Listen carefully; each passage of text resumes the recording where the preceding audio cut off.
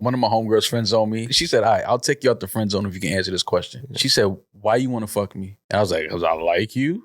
Because I like love that you. don't really land. You know what I'm saying? It's like, okay, what else? But what a shitty question I have. How is that a shitty question? Because it's such a Because you know you look Open-ended- good. You know why I want to fuck Bro, you. it's You look such a good. weird- Give me that ass. question. Tell the fucking truth. Why do you want to fuck? Nah, Because I look good. don't it's do that. mad bitches Don't that do look that. good. Go fuck somebody else. See, Well, that's that's what bad. I'm saying. No, Now I'm I'm about to ask you. Yeah, I want to fuck you tonight. NewRoryNMal. Oh shit, he took his hat off. Damn, Mal's hairline strong. Doesn't it piss you off? What? Like, why do you cover it? What? You have a really nice hairline. Such a great Do hairline. that again, Paul. My hair? Yeah. Oh god. Like, why are you hiding that? Oh thing? my god, fuck. Ooh, you got good edges, Mom. Yeah, you got good edges, Mal. I just, like wearing hats, man. Are you growing your hair out? I don't know what I'm doing with it. I'm just You have letting it do what it's doing. you have like a Janelle Monáe thing with your hairline. Like, What? we just found What? out like what she was hiding under the Blues Brothers suit. Oh It's like- my god. Look what you're hiding under the hat, man. Like, But oh, you hey, it's a new see- episode. Hey, But you've seen my hair. I know, and it pisses me off every time. I'm repeating myself. It bothers me every time you take your hat off for 1 second. Because why would you hide that beautiful thing? I'm not hiding it. I just Yo. I just I don't I'm- even I'm be comfortable the with my- pause. As often That was as we see Mal, it is always a surprise when you take Yeah. your hat off. But I mean, I guess so. I guess a lot of people that don't know. But Rory's seen me without my hat. My corners are fighting for their life. My corners are Simba's father at the edge of the fucking cliff. and you're sitting here as the king of the jungle. Nah, but it is always funny when like people see me for the first time without my hat. They just like a lot of people think I'm like, so what do you think? Like this is just here and there's nothing up here? Like, Maybe. I'm bald Well, up you top? can have that, 'cause but you can have a shitty hairline. A lot of people have a shitty Yeah, hairline right. and won't let it go. Like, Yeah. I'm not one of those, man. I let shit go before it let me go. Okay. Okay. Okay. Yeah. we drop that. Yeah. Okay. You know what I'm Put that in the Insert album. better help ad. Yeah, exactly. Right here. Bam. There you go. You know what Well, I mean? hey, we're here. Welcome to a new episode of the New Rory and Mal podcast. I am Mal, I'm Rory, and we are back today with a special episode. the most specialist special. This is definitely a special episode. Special episode. Eddin, you got that special. This is a special Boom, episode because, well, number one, congrats to my guy Rory on becoming a father. Yes. Yay. Thank you. Congrats to Rory. Wasn't that difficult? Was it that difficult? Wasn't too much pain? Nope. Too much pressure? No. Oh. It's really crazy. I don't know if you know this. All you have to do is have sex. That's it. It's really wild. Congrats on the sex, Rory. Yeah. Yeah. You know, it was touch and go for a minute. I was like, is he getting some? Is he not getting any? Yeah, and I mean, I'm happy now. Everyone knows that I have had sex. You have had sex. So we do know that Rory has had sex, heterosexual sex, right? Sure. Was there a doubt? I mean, listen, I don't never want to put any labels on anybody when to give them the reins to tell their story. You literally just You put a literally label just on it. labeled him. Yeah. Well, no, You just labeled my child's conception. Inception. Well, I would. It's all a dream. I can only. Put it all in. Well, because I know. But because I know you, I put that on you because I can only assume that you had heterosexual sex Yeah, to conceive a child. for sure. Okay. Yeah, you didn't get the turkey base turn. You know what I mean? Well, where do we begin? I kind of want to begin with you guys. 'Cause What? Of course, I've been hiding a child, but you guys are culprits in this. It's been so much pressure. You've all been hiding It's a been child so as well. much pressure. Rory, you don't know how many people have asked me. Zero. Via, DMs. Really? Oh my God. Like, yo, does Rory have a baby? And I read it and it's just like, I don't answer it. You know what I mean? Wait, just Yeah. like people you don't know? People I don't know. What do People they I think? don't know. What do they think you're gonna answer? Be like, yeah. You know, they ask, they want to know, does Rory have a kid? And I'm just like, come on, why you asking me this? Then when we were on tour, Yes. and then your girlfriend was with us, and she, people obviously saw her stomach. So there was everybody's a stomach like, that oh my existed. God! Like I'm like, yes, Rory's having a baby. So Or, all right, when I was hiding this child, and even during the pregnancy, and when people saw her with his stomach, I did have the thought that maybe people would think like I'm really just one of those like suckers that's like, nah, like it's not my kid, but Oh, like Freddie Gibbs? that's his child first and foremost. So be respectful. and Freddie reached out to me too. He texted me. Oh shit! What did Freddie say? No, he thanked me. What'd he say? I'm terrified. No, because I put like all types. I put trichomoniasis on his jacket. I didn't even mean to do that. You put a lot on people's jackets, Demaris. You do that a lot. Yeah, you are the jacket giver Yeah. for sure. No, he just said, my nigga, I appreciate you. This is Gibbs. And I was like, okay, cool. Gotcha. Well, you knew it was him because it was Oh, did he text you or DM He you? has a new number, Oh, okay. and he said he's working on movies, and he's recording as well. So He just gave you a whole rundown, right? Well, yo, it's I good. guess he wanted me to have his number, and he saw we spoke about him. And, so always well wishes to Freddie. That's one of my favorite. Yes, That's and, Freddie. we Told are. him the racist kid. No, I did not tell him. Oh, I didn't know. But what if his kid and Rory's kid become friends? Oh, That's true. That If you could think be about fun. it, 2023, like Yeah, they wait. could be in the same grade. Now we can look at all the kids in the culture, and we can let Rory's kid can become friends with them. Are we allowed to say her name? Are we saying her name? I'd rather not for now. Okay, we're not going to say her name, but Well, we don't know what she identifies as. I feel like they Mhm. wouldn't. I feel like they would make fun of the kid whose dad's stink star is on the internet. No, yo, this lady, bro. It's not on the internet though. They wanted his baby mother to release the pictures, and she was like, "Nah, I'm not doing that." Oh, Look, honorable. Yeah. 10 toes down. Gotta After respect. Gotta saying respect. that, yeah. Listen, I just So saw nice. a new. Look at the sex scene combo she we're did. having when we can finally talk about me having a kid, and now we're talking about Freddie Gibbs' asshole. Yeah. Well, we Woo. spoke about that already, and somehow we ended up back at Freddie. Somehow my daughter got in. Never mind. It's crazy. Oh, wait, crazy wait. work. But we were talking about how we all handled keeping a secret of such large magnitude. Yes. And me like Was it walking that around large Dallas magnitude? Was it? Yeah, it wasn't that. looking like I was raising someone else's kid. Yeah, that was. It's like, nah, I don't have no Yeah. kid. I don't have no kids. Like, nah, it's just my We're girl. at the Mavs game. It's the most well lit arena in the NBA. Big stomach too. Yeah. Like not even one you could, put a big Crop hoodie top. But it was hard for me especially because if people heard, I don't know how they heard that you had a kid or you had a kid on the way, but it just started the influx of DMs and shit. I was just like, Well, the hiding a child thing is more for jokes. Yeah. There was no hiding. I was walking around. If you have seen me in the street "Ah, you in the was last kinda 3 hiding months, it though. I have, just because I didn't put it on social media, No, everyone I mean, around me knew what it was. Even people that aren't around me that are close to me knew immediately that she existed. I mean, social media, I'm never I don't care about Mm. you letting social media know. But I do think that it was people that know you in real life that had no idea. Well, I think that would just attest to them not being in communication with me at all. I will say, having a child is similar to changing your number. Hear me out. Okay. Okay, Here we sure. go. We're All right, following. listen, hold on now because We're following. you got to bring this all the way home because you just I said have some to land crazy this one? shit. Yeah, you said some crazy shit just now. It is to your point. Like people, you realize who you didn't talk to before. Okay. Okay. Because if I'm going to start telling people, and I look at the last time we spoke, I didn't feel like I needed to tell certain people. Mm. It was people that I speak to often, and that's the same thing. Yeah, you have to that. It's like when you have a new number of who's worth the time to give the new number to because you don't speak to them. Yeah. We know each other. We're associates. We could even be friends, but we don't speak. So I wasn't like adding them to the baby thread. My mom asks baby about your thread. daughter every time. Well, your mom doesn't text me, so No. Wow. Like, I She would've hit asks- her. She knows, but Yeah. she asks about your daughter all the time. I've sent any pictures you sent me. I've sent my Okay. mom. Just let you know, my mom has that's totally all of the pictures. And she said she can't wait to bite her little red cheeks. yeah.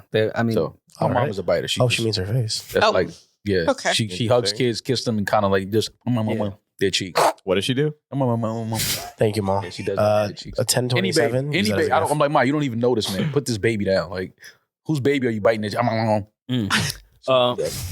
Women have an obsession with eating babies, and I don't know what's up with it is a little creepy. Like Yeah. Like, I could when just someone eat you comes up. up to your Huh? kid and is like, oh, I just want to eat her feet. I'm like, Huh?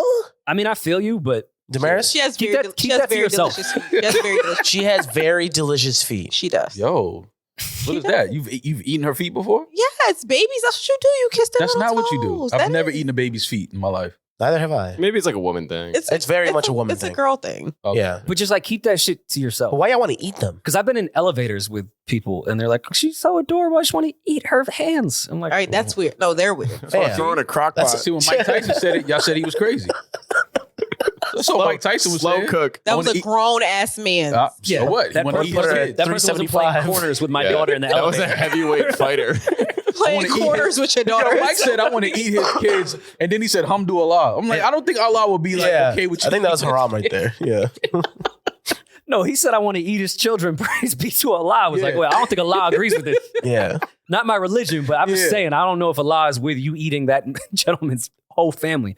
But yeah, I mean, it's been hard not to talk about it on the podcast to some degree. Yeah. Especially when we're having kid conversations. Oh, Yeah. I mean, at this point, Yeah. the audience that did not know can probably listen back to a lot of episodes where with a different ear.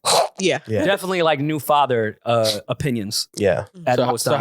how is it being a father now? Like, how do you view well, first of all, how do you view your relationships with women? Because you have a daughter. Yeah. So I know that a lot of friends of mine, once they had their daughters, they told me that immediately their entire like demeanor and the way that they even talk about women and look at women changed forever. Oh no, I'm still very misogynistic. Good. We still got some soldiers out there. Nothing's changed. I don't know if I've had that moment per se, because I don't know if I've always like had some like scumbaggy view of women. Yeah. So no, like, I know what yeah, you I don't have like even down to the J bar. I was waiting because of course we're the whole Vengers, and I was like, oh, I can't wait to rap 444 and like Mhm. now I see the world through my daughter's eyes. Yeah. Nah. Not yet. Nah, hasn't really happened in that regard. But also, I never looked at women terribly, Mhm. so I don't have that. But it does make me look at the women that I would never look at differently. Mm-hmm. Like, what happened? Yeah. Like, can we find the breadcrumbs of what got you here, just so I make sure I don't make the same mistakes your father did? Mm-hmm. So that's Jesus Christ. yeah. I've started to look at women I would never look at because now I'm curious. Did you so Like, where did their parents fuck up? Wow. did you on the Instagram. day of her birth, did you cry? Oh, of course. Yeah? Was it what kind of cry though? Was it like Denzel and Glory when he was getting beat, just tears dropping, but wasn't no sound coming out of his mouth? Or was it like the cry when Jim Carrey found out that Finkel was Einhorn and Einhorn was Finkel? Can you give me an example of what that cry looks like? No, I didn't take bleach and cover myself when she was born. No, but you know how he was crying in the shower, like he was like big crying. It's a wild experience. It's like a outer body experience to some degree. Like this is me. This came from me. Yes, and also like watching the whole process, because there's not much you can do. Mhm. Like, you're in a very helpless position as a man, and you're just like yelling breathing noises and just trying to repeat what the dude is saying. Yeah. And like, nah, you got it. Yeah. And like, you almost sound annoying because like everyone in the room besides you has a purpose. Mm-hmm. So that's just a weird feeling in general. But you have like the best seats. Mm-hmm. Like I was courtside while everyone else was playing, Yeah. Mm. That's absolutely hilarious. which was interesting. And it doesn't really hit you. I know parents are going to lie in the comments. Like, the moment you see her, everything changes. It's just the feeling of like, oh, fuck. Yeah. Like, I didn't have some revelation where I was like, my life is so much different. Mm-hmm. I'll never look at the world the same. I was like, fuck, that's a kid. Yeah. I have a baby now. Yeah, it takes a while for that to set in. And it's so funny how like helpful the hospital is until she's born. And then they just like throw you in a room. They're like, yeah, there's food downstairs if you want it. Yeah. It's Send like the kid down to get it. it's like a conveyor belt. Like, okay, it's another one. Yeah, just move on. And the doctor was amazing, but it was her job. And that was so weird to me. Like, she was so much a part of everything and so supportive and so great. And then like once she was born, she just moved on to the next. Yeah. Like, how crazy is that your daily job is the biggest thing in people's lives, and then you move on to the next room for the next most impactful thing that'll ever happen to somebody? Yeah. I was just looking at her like, yo, you have to be numb. We always talk about like doctors with people dying and like how can that affect them? Like, that's got to be crazy. You have to have some detachment from shit. I saw it differently from the birth side, Yeah. because like we were so attached to this entire thing, and she was like, y'all did great, peace. Mm-hmm. And she was amazing, Yeah. but she just moved on to the next moment of a lifetime. Hospitals are very weird in that. Like, even I talk about it when I worked at a hospital, and you get attached to the patients. Yeah. That are there. Like, you meet some really cool patients that come from all different walks of life. They have so many different stories. And then, you go to their room one day to check on them to see how they're doing. They're like, oh no, he passed away last night. You like, Wait, what you do in a hospital, Mal? Yeah, I didn't know you I worked at a worked in hospital. food and nutrition. Still prescription pills. Yeah. Oh, That. right. So I would go to the rooms and like, like kind of like work with the nutritionist on the diet for the patients, what they needed to eat daily. But then you meet patients that are like super cool. Yeah. And like they don't even seem sickly most of the time. Like they're up, they're alert, they're talking, they watch TV. You know, you meet some older guys that, you know, the real New York, like the old Italian guy, you know, they got the stories. Yeah. And talking sports, and you like, I'm gonna go check on them today. And then you go to their room and it's like, no, he passed away last night. You like, Damn. Yeah. what the fuck? You know what I mean? Like it's just like it's a whole, but then it's like Said your food it's is trash. business as usual though. Like everybody is just like, now it's a whole new patient in the room. Like it's crazy. So I understand how you feel being in the hospital. Like, okay, I just had the biggest moment of my life, and the nurses and everybody just treating it like I get off at 7. Yeah. And they were like, all right, she's born. You guys got about like an hour for skin to skin, and then you got to go to the next Skin floor. to skin. Like, Yeah, pack all your shit up. But they were great. I don't want to make this sound like it was a bad experience. They were amazing. It was just so crazy how that is such like a factory line type of thing. Yeah. Like you just move on. Men don't get much respect though in the hospital. And again, we don't do anything just in the hospital and life. You know, like I won't say the hospital, but I guess it's across the board with most hospitals. They only feed the woman. Mm-hmm. Because you stay for like 2 days. Yeah. Damn. Like you have to fend for yourself as a man. Like they come in, there's one person dedicated, they give you a little menu and all that shit, and like they, you know, take the order or whatever. And the first meal, I was like, all right, I'll probably do like a bagel and sir, it's just for her. Yeah. It's you can have chips. just her insurance. Yeah. Yeah. Well, I guess I'll go outside. Yeah. That's just the way the hospital, it's a business at the end of the day. It's work. But so now, how did having a baby, do you think affected your decision making from him? Because I remember when you first found out you were having a kid, you told me we were in LA, I think. LA, yep. And I thought you was about to tell me like some terrible fucking news. No, I'm just a cynical person. Yeah, you was like, yo, shh, let me holler at you for a minute. I was like, just crazy. Yeah, I'm like, all right. Like, I'm thinking my man burning or something. I'm like, yo, you need me to take you to go get some, you know what I mean? Oh, I mean, that's or something. Like, I got you. That type of news, I would just walk in, yo, clapped up. Yeah, so it goes. I'm like, all right, like, what's up? And you like, yo, you know, about to have a kid, man. And I'm like, oh, once it was that, I'm like, oh, yo, congrats and all that. He was like, yeah, man, you know, I just don't know how this is going to affect our business. I was like, man, don't worry about that shit. We'll figure that shit out. Well, I mean, because that is also a huge factor when you work with other people and are partners with people and business with people. Because it does take up your life like, hey. Yeah. I mean, I wasn't asking you if she should be aborted, but... That's a sick conversation. Yo, about to have a kid. What you think? Like, because when fam, it's the pot over everything, dude. Yeah, like what the fuck you thought I was gonna say, Rory? Yo, everybody can't go. Yeah. Like, yo, including her. Like, how far along? Nah, we still got time, kid. But yeah, you have to think about other people in that regard. Like, hey, just let you know, like, I have a whole another full-time job now. Yeah. So yeah, it was a conversation we had to have. And I found out right before I got on a plane to LA. So I was on that flight like, oh man, talk about anxiety. That flight must have been the worst flight ever. It wasn't bad. It was just like, oh fuck. No, but you can't turn your brain off. No, God no. Yeah, that's what I'm saying. No so it's like you just in a cloud. Yeah. Literally. And in a blissful one, because I know people will take this as this sounds negative. It doesn't. I just think people lie about when these experiences happen because you don't really have time right away to process it, to really have feelings. It's just like, fuck. Yeah. Okay.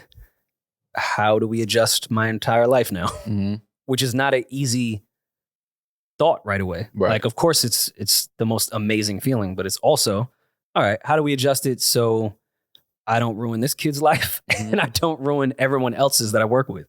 It's an adjustment for sure. And that's also why I kind of kept so much of it quiet, because that was a process I had to learn, more or less. Like, I didn't also feel like dealing with the public bullshit, because, you know, they'll also go after everybody else too, which is the wild shit. Yeah. And during that time, that's definitely not something, because, you know, the internet would not give a fuck. Like, let's make sure this woman's pregnancy is the worst thing ever. Right. And flood her comments. And, you know, the response to that is like, yo, you signed up for it. Yeah. No, I did not sign up for you trying to ruin a pregnancy, guys. Right. So that was another reason I wanted to keep shit to the side. Figuring all this out with the pod at the time. not having the internet attack someone else. Like Mhm. it was, and I had to learn how to be a fucking father Right. and not talk about it on here. Do you feel like since you've had a kid, you've become closer with your parents? Yes and no. Yes, because there's much more understanding. We're now on even playing fields, Mm-hmm. like officially. Mm-hmm. It is a nice excuse when you become an adult and you could tell like your parents, even if it's premature, like, yo, I'm an adult. Like, Yeah. now there's like, we are all on even playing fields. I have a Mhm. kid. There's nothing you can say to me anymore. Right. As far as I thought paying bills meant I didn't have to answer to certain things. Yeah. Yeah. Now it's No. like nothing at all. Yeah. But there is some understanding to it. And you know, I put out a clip on Instagram addressing some of that stuff. There is a larger clip regarding your exact question. It is odd watching your parents become grandparents for the first time too, Mhm. because it's the first time they're ever doing that Yeah. as well. Like they may think, all right, I've raised a kid. Being a grandparent is not being a parent. Mhm. So they're learning at the same time while I'm learning. And not to say that me and my parents aren't cool, Yeah. but we've clashed in the past. Yeah. I mean, all This parents. has brought up some clashing, if you Mhm. will, Mhm. in regards to how raising a child and the difference between being a parent and a grandparent is. Mhm. And on top of that, I'm their kid and that's their granddaughter. Mhm. But it's like half their granddaughter, if that makes sense. Right. Of course it's their granddaughter, Yeah. but I'm their kid. That's it. Mhm. Mhm. That's half your grandkid. Right. You don't get to have all the say. Mhm.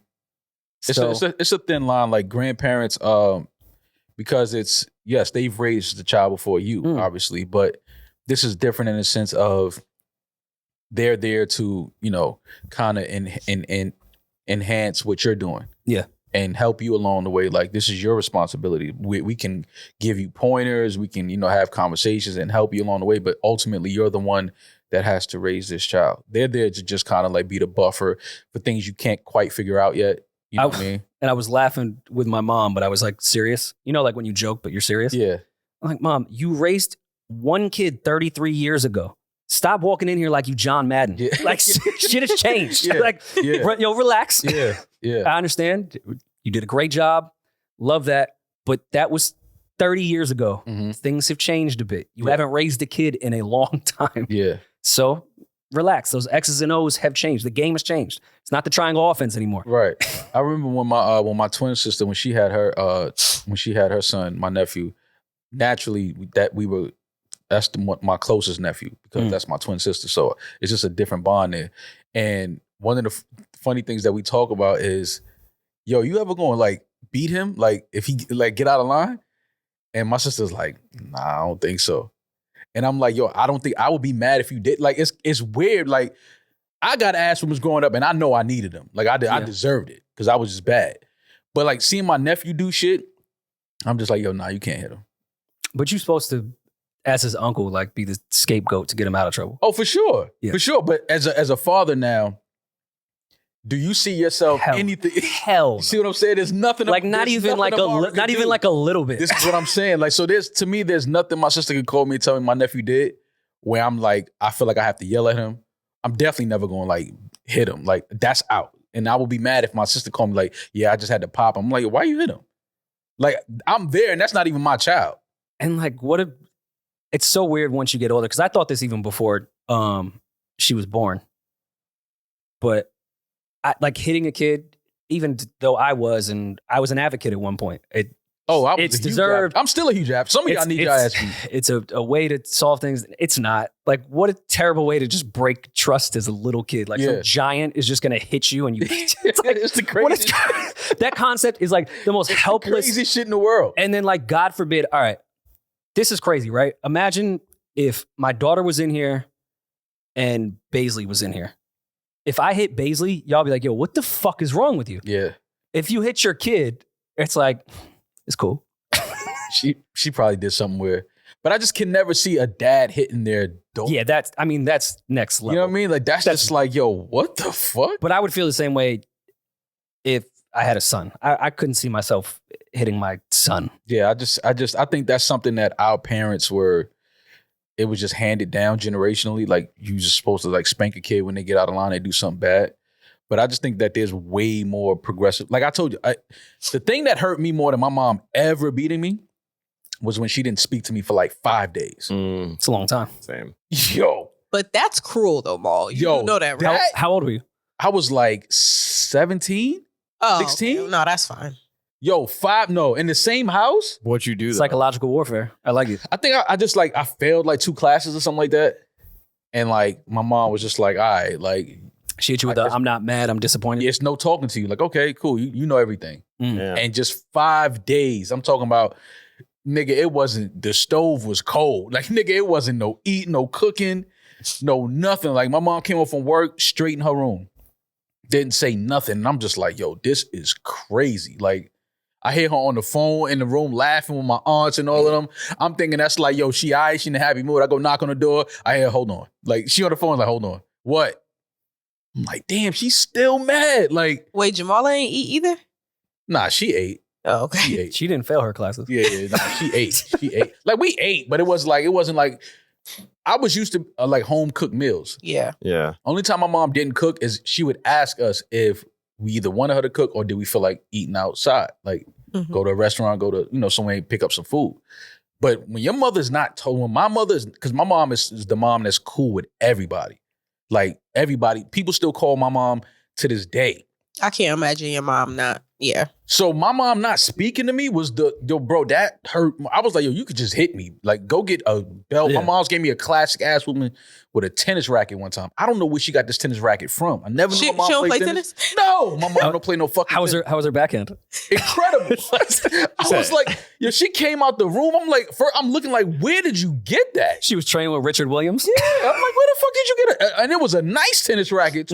Was it wooden? Wooden, the old school shit. Damn. Bro, I'm talking about whoop my ass. I was ready to take that as long as she would talk to me. So I feel like there's more ways of disciplining your kids than it is like, just beating your kids. To me, it just seems like such a crazy fucking thing now. I mean, at this point, the kids I've seen that are older, taking their phone or the screen or the iPad away from them, they'd rather get punched in the nose. That's how you birth those school shooters. Yeah. Yeah, every Real. school shooter, they had like iPad or like Nintendo taken, something was taken that they really just loved and they never recovered from that. That's when they start wearing all black, Yeah. hanging out in front of Hot Topic. Like that's how it happens. Like, oh, mom, she took your, yeah, I can see it. Hanging out in front of Hot Topic. Yeah. Like just loitering in front of Hot In Topic. front of Hot Topic. That's all they do. Hang out in front of Hot Topic. I had a split household. My dad was he got hit, so he would hit us, but my mom wasn't in that environment. Yeah. So it was weird. It's handed down. Because my dad would tell my mom, because my dad would be at work, he would tell my mom to like beat us.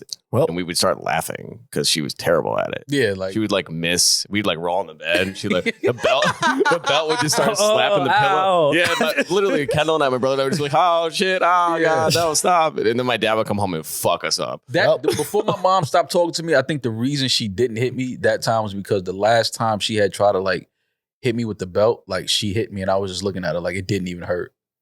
And I See, knew that's when you got she was at that point where Yeah, she was so you just gotta like, start acting. yeah, then she would like threaten me like, I'm gonna call your uncles. I'm like, all right, if these niggas come over here, they gonna fuck me up. Like, so I'm like, all right, let's talk about this. Cause them niggas, How about the silent yeah, treatment? like them niggas is fresh out. They did 15 years. Like, nah, them niggas ain't putting a hand on They me. don't know how strong they are. Yeah, like, Yeah, they only have one gear. we ain't gotta call none of the uncles. Yeah, like, shit, we don't gotta do that. But that's the It's moment. just you the stop. yard. That's it. Go. That's all they Yeah, have. I'm just Yard like- strength. And there's no talking. They'll come right in and be like, yo, so you acting up? And what do you say to that? No, I'm lying. Yes, I'm acting up. Like, I'm 100% acting There's only up. one reason why you're here. Exactly. Like, I'm fucking up everywhere. Yeah. So But that is something that, like a lot of my homeboys that have daughters or have kids, that they say all the time, like, bro, I'm never putting my hands on my kids. I can't. Like, it's just, I can't do it. Yeah, I couldn't even fathom doing that. Yeah. yeah. And I think that should be across the board for all parents. We should get rid of hitting children. We should. Now, I will say this. Maybe just like a flick on the forehead. Not even that. Joking. There needs to be something, because there's some kids that I've seen out in public with their parents that they just start throwing themselves on the floor, yelling, screaming, knocking shit off the shelves, cursing. I'm just like, yo. But a lot of that comes from shitty parenting where they should have for parented sure. before. For sure. And then they were lazy and didn't parent. And now it's like, well, I got to hit them. Yeah. Because Like- that fear, you have to instill that fear of embarrassing your parents in your kid early. Yeah. Like you would never even do no shit like that, even at an early age, because you knew there was the threat of I could get fucked up for this. Even if you never actually got fucked up. Like this, I know better than to do this because you were raised. Yeah. A lot of people don't, they think there's this whole gentle parenting thing. And there's a difference between being a gentle parent and being a negligent parent. Like, having your kid run around or talk to you however you want without instilling some type of respect is how they grow up, and they don't respect anybody out in the world, and they embarrass you on planes and shit like that. Like, so you're saying we should threaten our children with violence? No, but see, honestly, if you're the type of person that, how can I put this? My father never hit me. I think he might have hit me once. And it was like, because I hit him. So it wasn't like. Wait, whoa. It wasn't any. Over that. What did No, you, it wasn't like that. He was your dad? She didn't have her left up. So, I mean, it was only the natural. So my dad had a bald head. I was a kid. I was like 8. My dad had a bald head. You're making this worse. You were sparring? No, my dad had a bald head. So he was, and me and my little sister, like, So you deserved it? we used to like to tap it when we were kids. Yeah, But like, it Vaseline was on usually soft. One time he didn't see me coming because I was like following him down the stairs, and I was like, just a kid, and I hit his head, and it was a reflex, and he knocked me down the stairs. But it was a complete. Oh, that don't count. He probably thought that was dark-skinned Jermaine running down on him for that money he owned. Like, that ain't.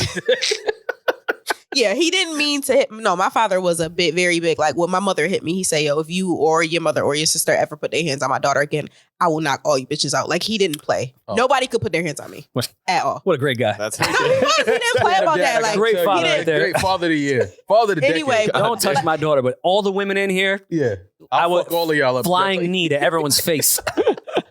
All right, fam, I get it. Touch Do my what you head. gotta do. And once my daughter's past 18, then she's okay to hit. Yeah. nah, Wow. do that either. But what's the difference in because I've never had white friends that I saw get beat. Oh, okay. Like I've never seen any of my white friends growing up get beat. So like what is the Oh, what does a Irish white ass but look Irish and like? Italian kids get that's normal. They get fucked up. Yeah, but like what is your what's the soundtrack though? Like what is your mom saying while she's beating you? It's not much of a soundtrack. Like Yeah, no that's words, probably just straight- the difference. Because Oh yeah, my mom, she had bars when she was beating me. okay, here's the biggest difference. Like mostly my West Indian friends, when they would talk about Oh my being god. beaten, I was like, West Indian parents beat you like when don't belong to you would share those stories, I'm like, oh, I was being disciplined. I think you were being abused. This is assault it's one. different. Yeah, This yeah. is way Oh, yeah, different yeah. than my West Indian household. parents? Oh god. So yeah, it wasn't the experience that I've heard from certain friends. It's, if there's a wooden spoon there, you catching that. Like it's more of a reaction. Quick. It's not a whole experience. Like I wasn't jumped Yeah. the way I've heard some of my friends were. It's like the whole family got in on it. Yeah, my mom used to take like timeouts. She used to call like 20-second timeouts in between the ass open, go gather herself, hydrate, and come back and commence to Hydrate For round 2? Oh yeah, yeah. It's like a Showtime Yeah, event? but that was also your time to like kind of like double up on like the sweatpants. True. Put another layer on, 2 hoodies or something. Went to the respective corners. Yeah. Like, Yeah. oh, I know she coming right back. Let me put these long johns under here. Like, Your sister put a quarter on your face to bring the swelling down. Absolutely. Yeah, gave you a pep talk. My mom There was a said to me, like, yo, stool. it's almost over. Like, hang in there. You doing It's a good. split decision right now. Yeah, But she may have to go for the haymaker to Oh, get the my win. God. Man, me and my mom talk about some of them ass whoopers now and just laugh, bro. Like, I don't know what my mom was going through. Actually, I do. She was a single mom raising twins in the fucking Bronx. I get it. Yeah, that sounds like I man, it's a piece of like, totally understand it. She was like, nigga, you ain't about to be out here in the streets doing some crazy shit. I give respect to any parent that has twins. Yeah. That has to be crazy. It was, well, from my mother's words, and I'm sure you're experiencing this now as a new parent. One day you look up and you just figure it out. Mm. You know what I mean? that is cool about just the human race in general. Yeah, Because no matter what, you feel like you won't be prepared. Who's like prepared for Right. something like that? right. You figure it out no matter what. Mhm. Like there is some human nature to parenting. Like even her coming out the womb and immediately latching to eat. Like that Yeah. instinct also kicks in Mm-hmm. on the parent side. Like you could watch a million Instagram videos, blogs, listen, talk to parents, all that shit. Instincts do kick in. Yeah. You do know immediately kind of what to do at Mhm. all times in a weird way.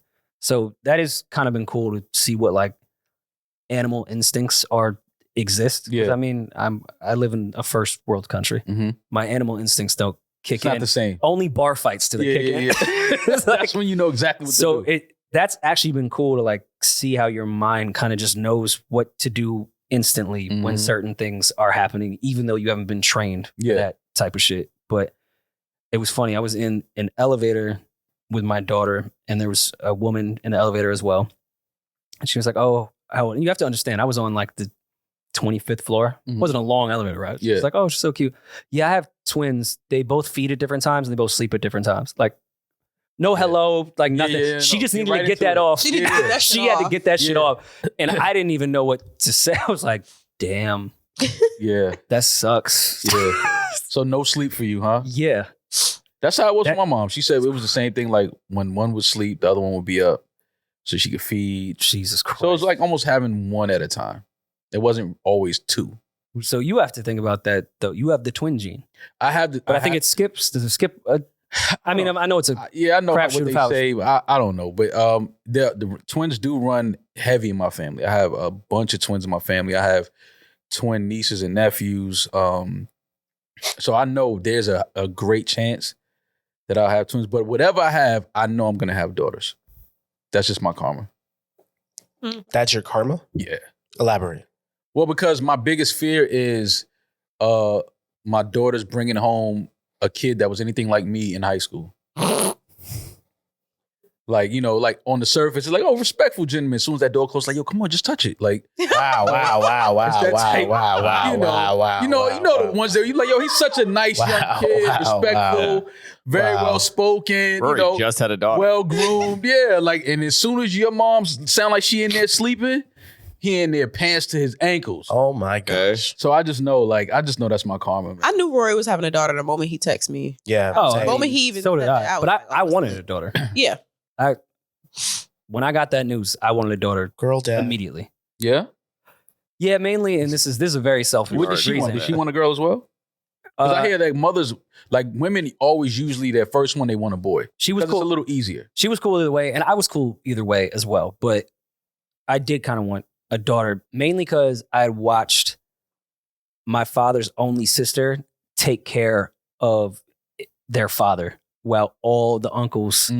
So it was a very selfish reason. Yeah. I just see as the daughter as men take care of you as you decline, get older. like at least I know I'll have somebody. And even my dad had texted me when she was born. He was like, "All right, you finally have unconditional love for the rest of your life." Yeah. And I mean, some would view that as like that's a odd text. Like, shouldn't he have given you that? Yeah.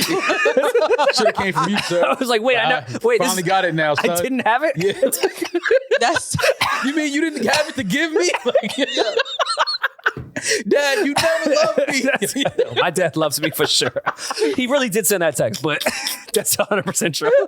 Text like, wait, I didn't have it before? Nah. You thought you had unconditional? No, it was very conditional. But it is a little different. And you guys can have your gender wars, but there is definitely human nature with sons and their mothers and daughters with their fathers, especially in the latter years of life. Yeah.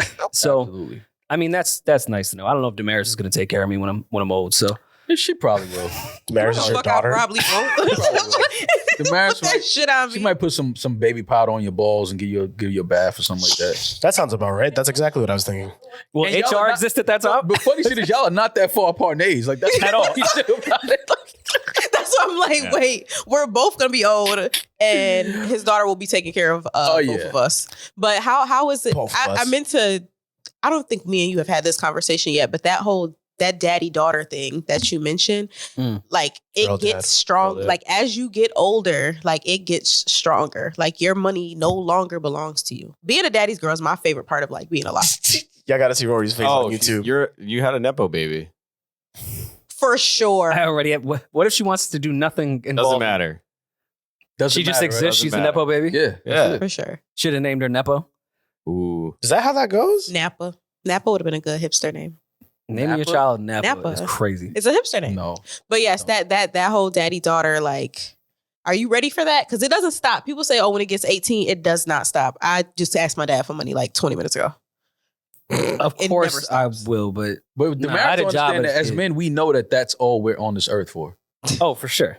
It's just do y'all? So why y'all be arguing on Twitter about splitting bills if y'all know? If y'all born with this knowledge, why are we arguing? No, but those about are this? the men that you see on social media arguing about paying bills. Those are guys that just haven't figured it out yet.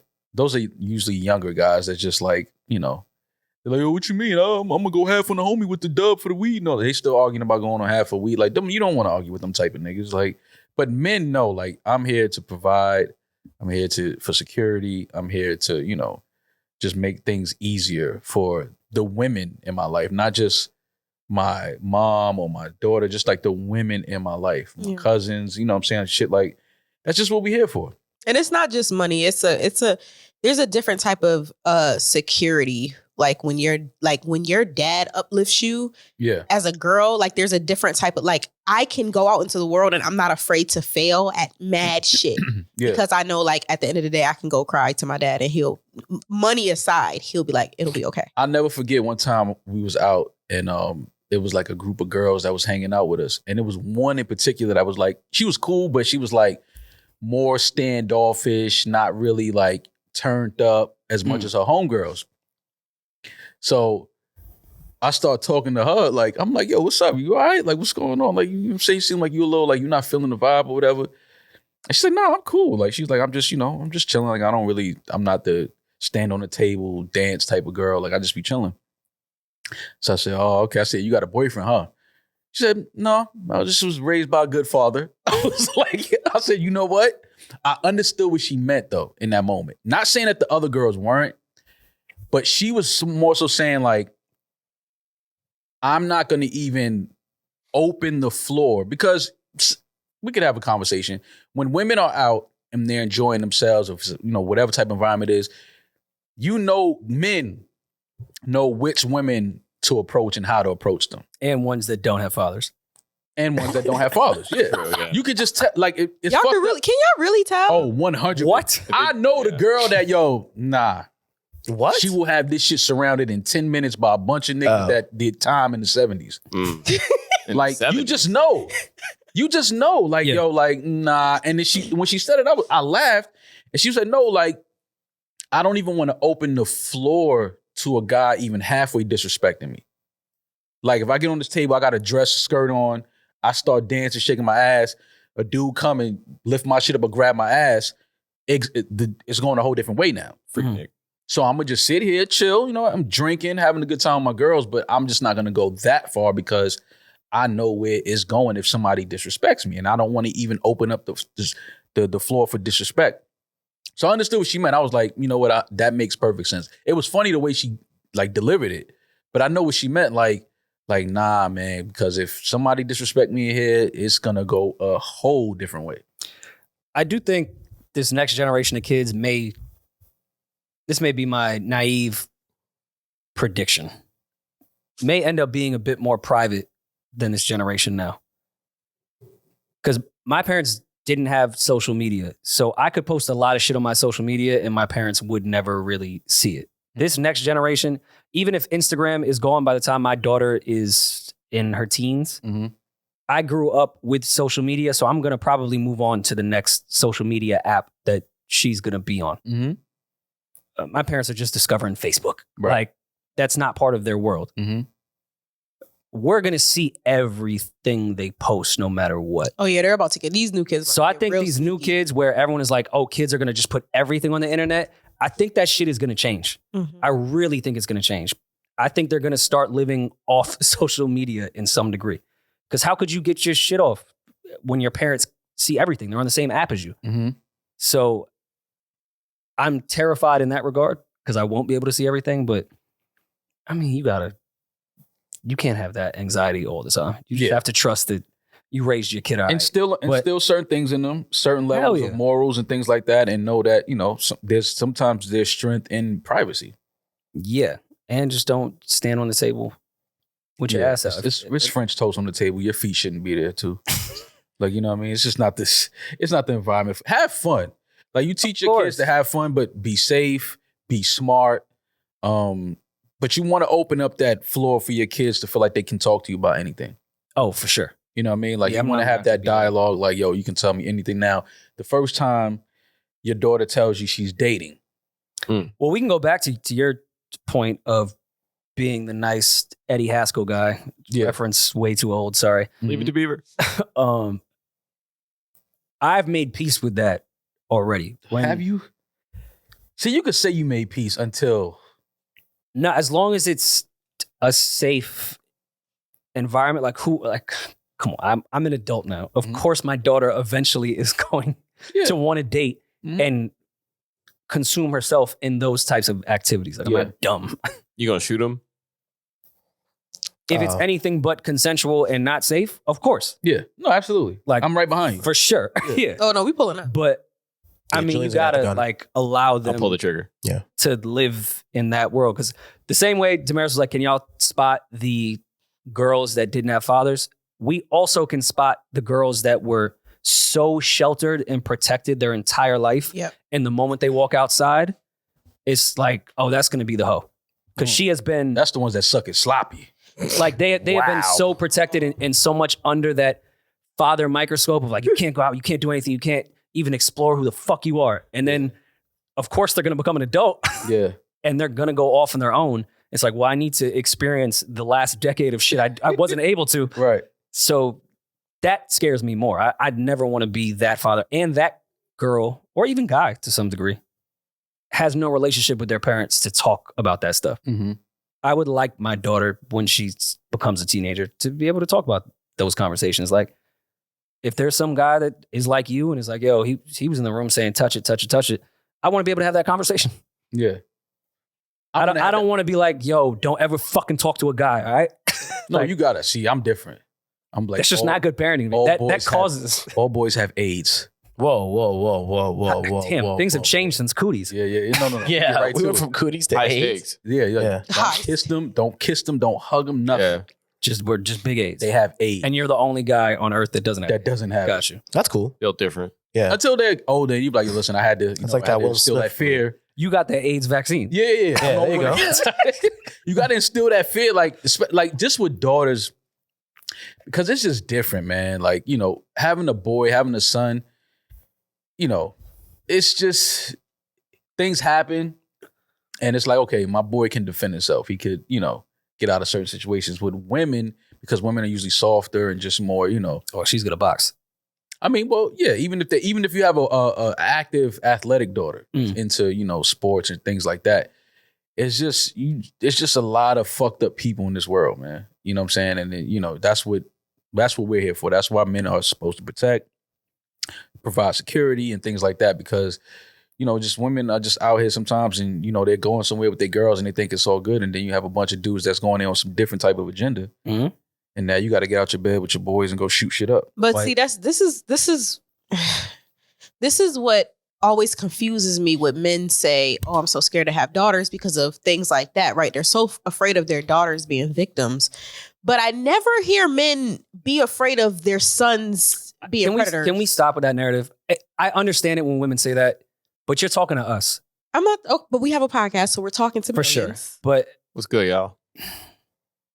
100%, we think that you should teach your sons not to victimize women. Mhm. But we also live in the real world and understand that the same way we talk about there's not good fathers and daughters go out and do wild shit, there's not good fathers that don't father their sons and then they go out and do wild shit. Yeah. So I would love to live in this perfect world where, yes, the answer is father your sons so they don't abuse women.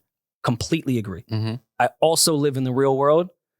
So yeah, my daughter has to keep her head on a swivel and know what time. Oh no, for sure. Like, for sure. I wish I lived in the utopia where people really fathered their sons and say, yo, do not disrespect women. Do not take advantage of women. Don't put your hands on women. Mhm. Don't get women drunk just to fuck them. I wish we lived in a world where that existed, but we don't. So I'm not putting the blame and more pressure on women to say like, you have to be ready. But let's just talk about realism. I'm not going to not get you prepared for that world Yeah. because I think men should father their sons better, even though I do think that. No, absolutely. I mean, that's first and foremost, father your kids correctly and raise your kids correctly. But we know that doesn't happen. So our job is to prepare ours to always protect themselves and, to know that they do have people behind them that support them. That because, you go out in the world and shit happens. We know that. But I'm just, you've seen so many things. Like that's why a lot of the times where I see women where men put their hands on women, that's why that shit bugs me out so much. Because I'm just like, what do you like, how do you put your hands on somebody you clearly have an advantage over. Yeah. Like that, to me, that just doesn't make, it's just the weirdest thing in the world. And we know that it comes from insecurities, it comes from trauma, it comes from a number of things. But my thing is, if you've come from a situation where you were abused, molested, or, you know, anything that happened traumatic as a kid, wouldn't you not want anybody else to feel that? Like, isn't that, to me, that seems like the more natural thing? Like, I want to answer you, but it's going to sound like I'm like saying that behavior is okay to continue on with. But I guess with certain traumatic experience, I guess a lot of men that hit women grew up in households where domestic violence was a thing. Mm-hmm. So I think it tends to be okay, even though it's painful to watch their mother get beaten. To them, they saw it as more of a norm. And like it was kind of instilled in them, I guess is what a therapist would say. I'm not defending any of that. No, yeah, I get it. I'm just trying to answer your question for podcast. Like if I saw my mom being abused, there's no way. But some people internalize it different, that even the rage in which they felt watching their mother get beat can sometimes roll over into their relationship with a woman. And because that was so normal, it's kind of it's not okay, but it's a reaction. Without thinking, it may be a reaction to them because it's been instilled in them because they watched it so much, I guess. Seeing it happen and knowing it's bad doesn't mean you develop the tools to make better decisions. It's just you can identify it's bad, but when that time comes in your relationship, your brain goes, oh, this is familiar. This is what I know. It takes like having discussions and meeting other people to be like, oh, I can identify that this looks painful. It's bad. Okay, let me see what I can do to avoid those situations. Like you can hate it. You can hate watching your mother get beat. But when it's your time and you're with your girl or whatever your relationship status is, if you don't have the tools to communicate or do something different, you're just going to revert back to what you know. It's almost even like if someone has an addict parent and they know how much that destroyed their childhood, there's a high chance they become an addict because it's just kind of part of their upbringing. It becomes normalized. Even though they hate it, it's still a thing and it doesn't make it right. But I don't see, I grew up in an environment where all of that shit was around me. Now, my mom was never abused. I was the type of kid that nigga would put his hands on my mom's. I was going to grab a knife and kill something. But, I mean, I've met a few of your brothers. I don't see it happening. Yeah, no. But even growing up around drugs, like a lot of my, relatives were addicted to drugs and things like that. But me seeing that, I never wanted to end up like that. Like I remember seeing like some of my aunts strung out, some of my uncles and cousins and things. And I'm just like this what you be doing? Like to me, just something in my brain was like, I'm never going to end up like that. Yeah, just some people internalize those things differently. And even sometimes that's, as much as an aunt and uncle are very close, it can be secondhand. Someone that I think is in the house with an addict in that regard, like their mother, view it a bit differently. But even like my mom, she grew up, I remember she smoked cigarettes. I never smoked a cigarette. Like not one in my life. You know what I mean? Like I used to go to the store with a note to get cigarettes for my mom. You know what I'm saying? Like, and one day she just quit.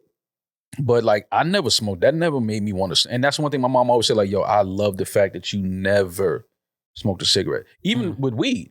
I've never smoked weed in front of my mother. And my mom smokes. Yeah.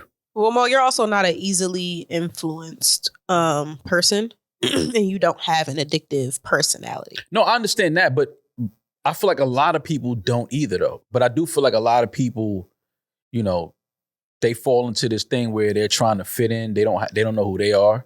Mm-hmm. Like they have like an identity crisis type of thing where they're trying to figure out, do I like this? Do I not? Do I want to be like this? Do I not? To me, I remember early, it was just certain things that I just was like, nah, I don't want to do that. Like that it was Nancy Reagan, right? It was Nancy Reagan. It was. She showed you the way. Yeah, when she put the egg in the pan and was like, "This is your brain on drugs," I was like, "I don't want my brain to be." That really impacted. Yeah, I was like, "I don't want that for my brain." That's what made you go vegan. Yeah, exactly. Nancy Reagan made me go vegan. Absolutely. So it was just. I remember from early, man. It was just certain things. I think that I was just like, I didn't want to do that, and that was just always been my mentality. Like if something is just not me, it's not for me. I don't care how many other people's doing this. Like, no, it's just not my thing. And we can close the child conversation, but I do want to end it with you will be faced with way tougher questions than the stuff we just discussed. Things you never thought you had to answer in your life, you have to answer kind of immediately. Like, what's your stance on Santa Claus? How do you feel about the Tooth Fairy? You better not ruin my Don't ruin Santa. I don't know. How do you feel about the Tooth Fairy? Like, how much are you putting under her pillow? And with inflation, Yeah. I'm like, you can't put a quarter under that. At least $5. You got it. $5. $5. You got to Yeah. go to the dump. I was going C note. Yeah, you got to. Say no. That Damn. boy getting money. Got it. Ooh. C note. The whole yard. Damn. Did you put a mic stand under her pillow? It was. It's And my fun to daughter see- doesn't sleep. I would wake her up immediately if I tried to take a tooth under her pillow. It's fun to see kids that still into that though. Like seeing my nephew still like into the Tooth Fairy and things like that.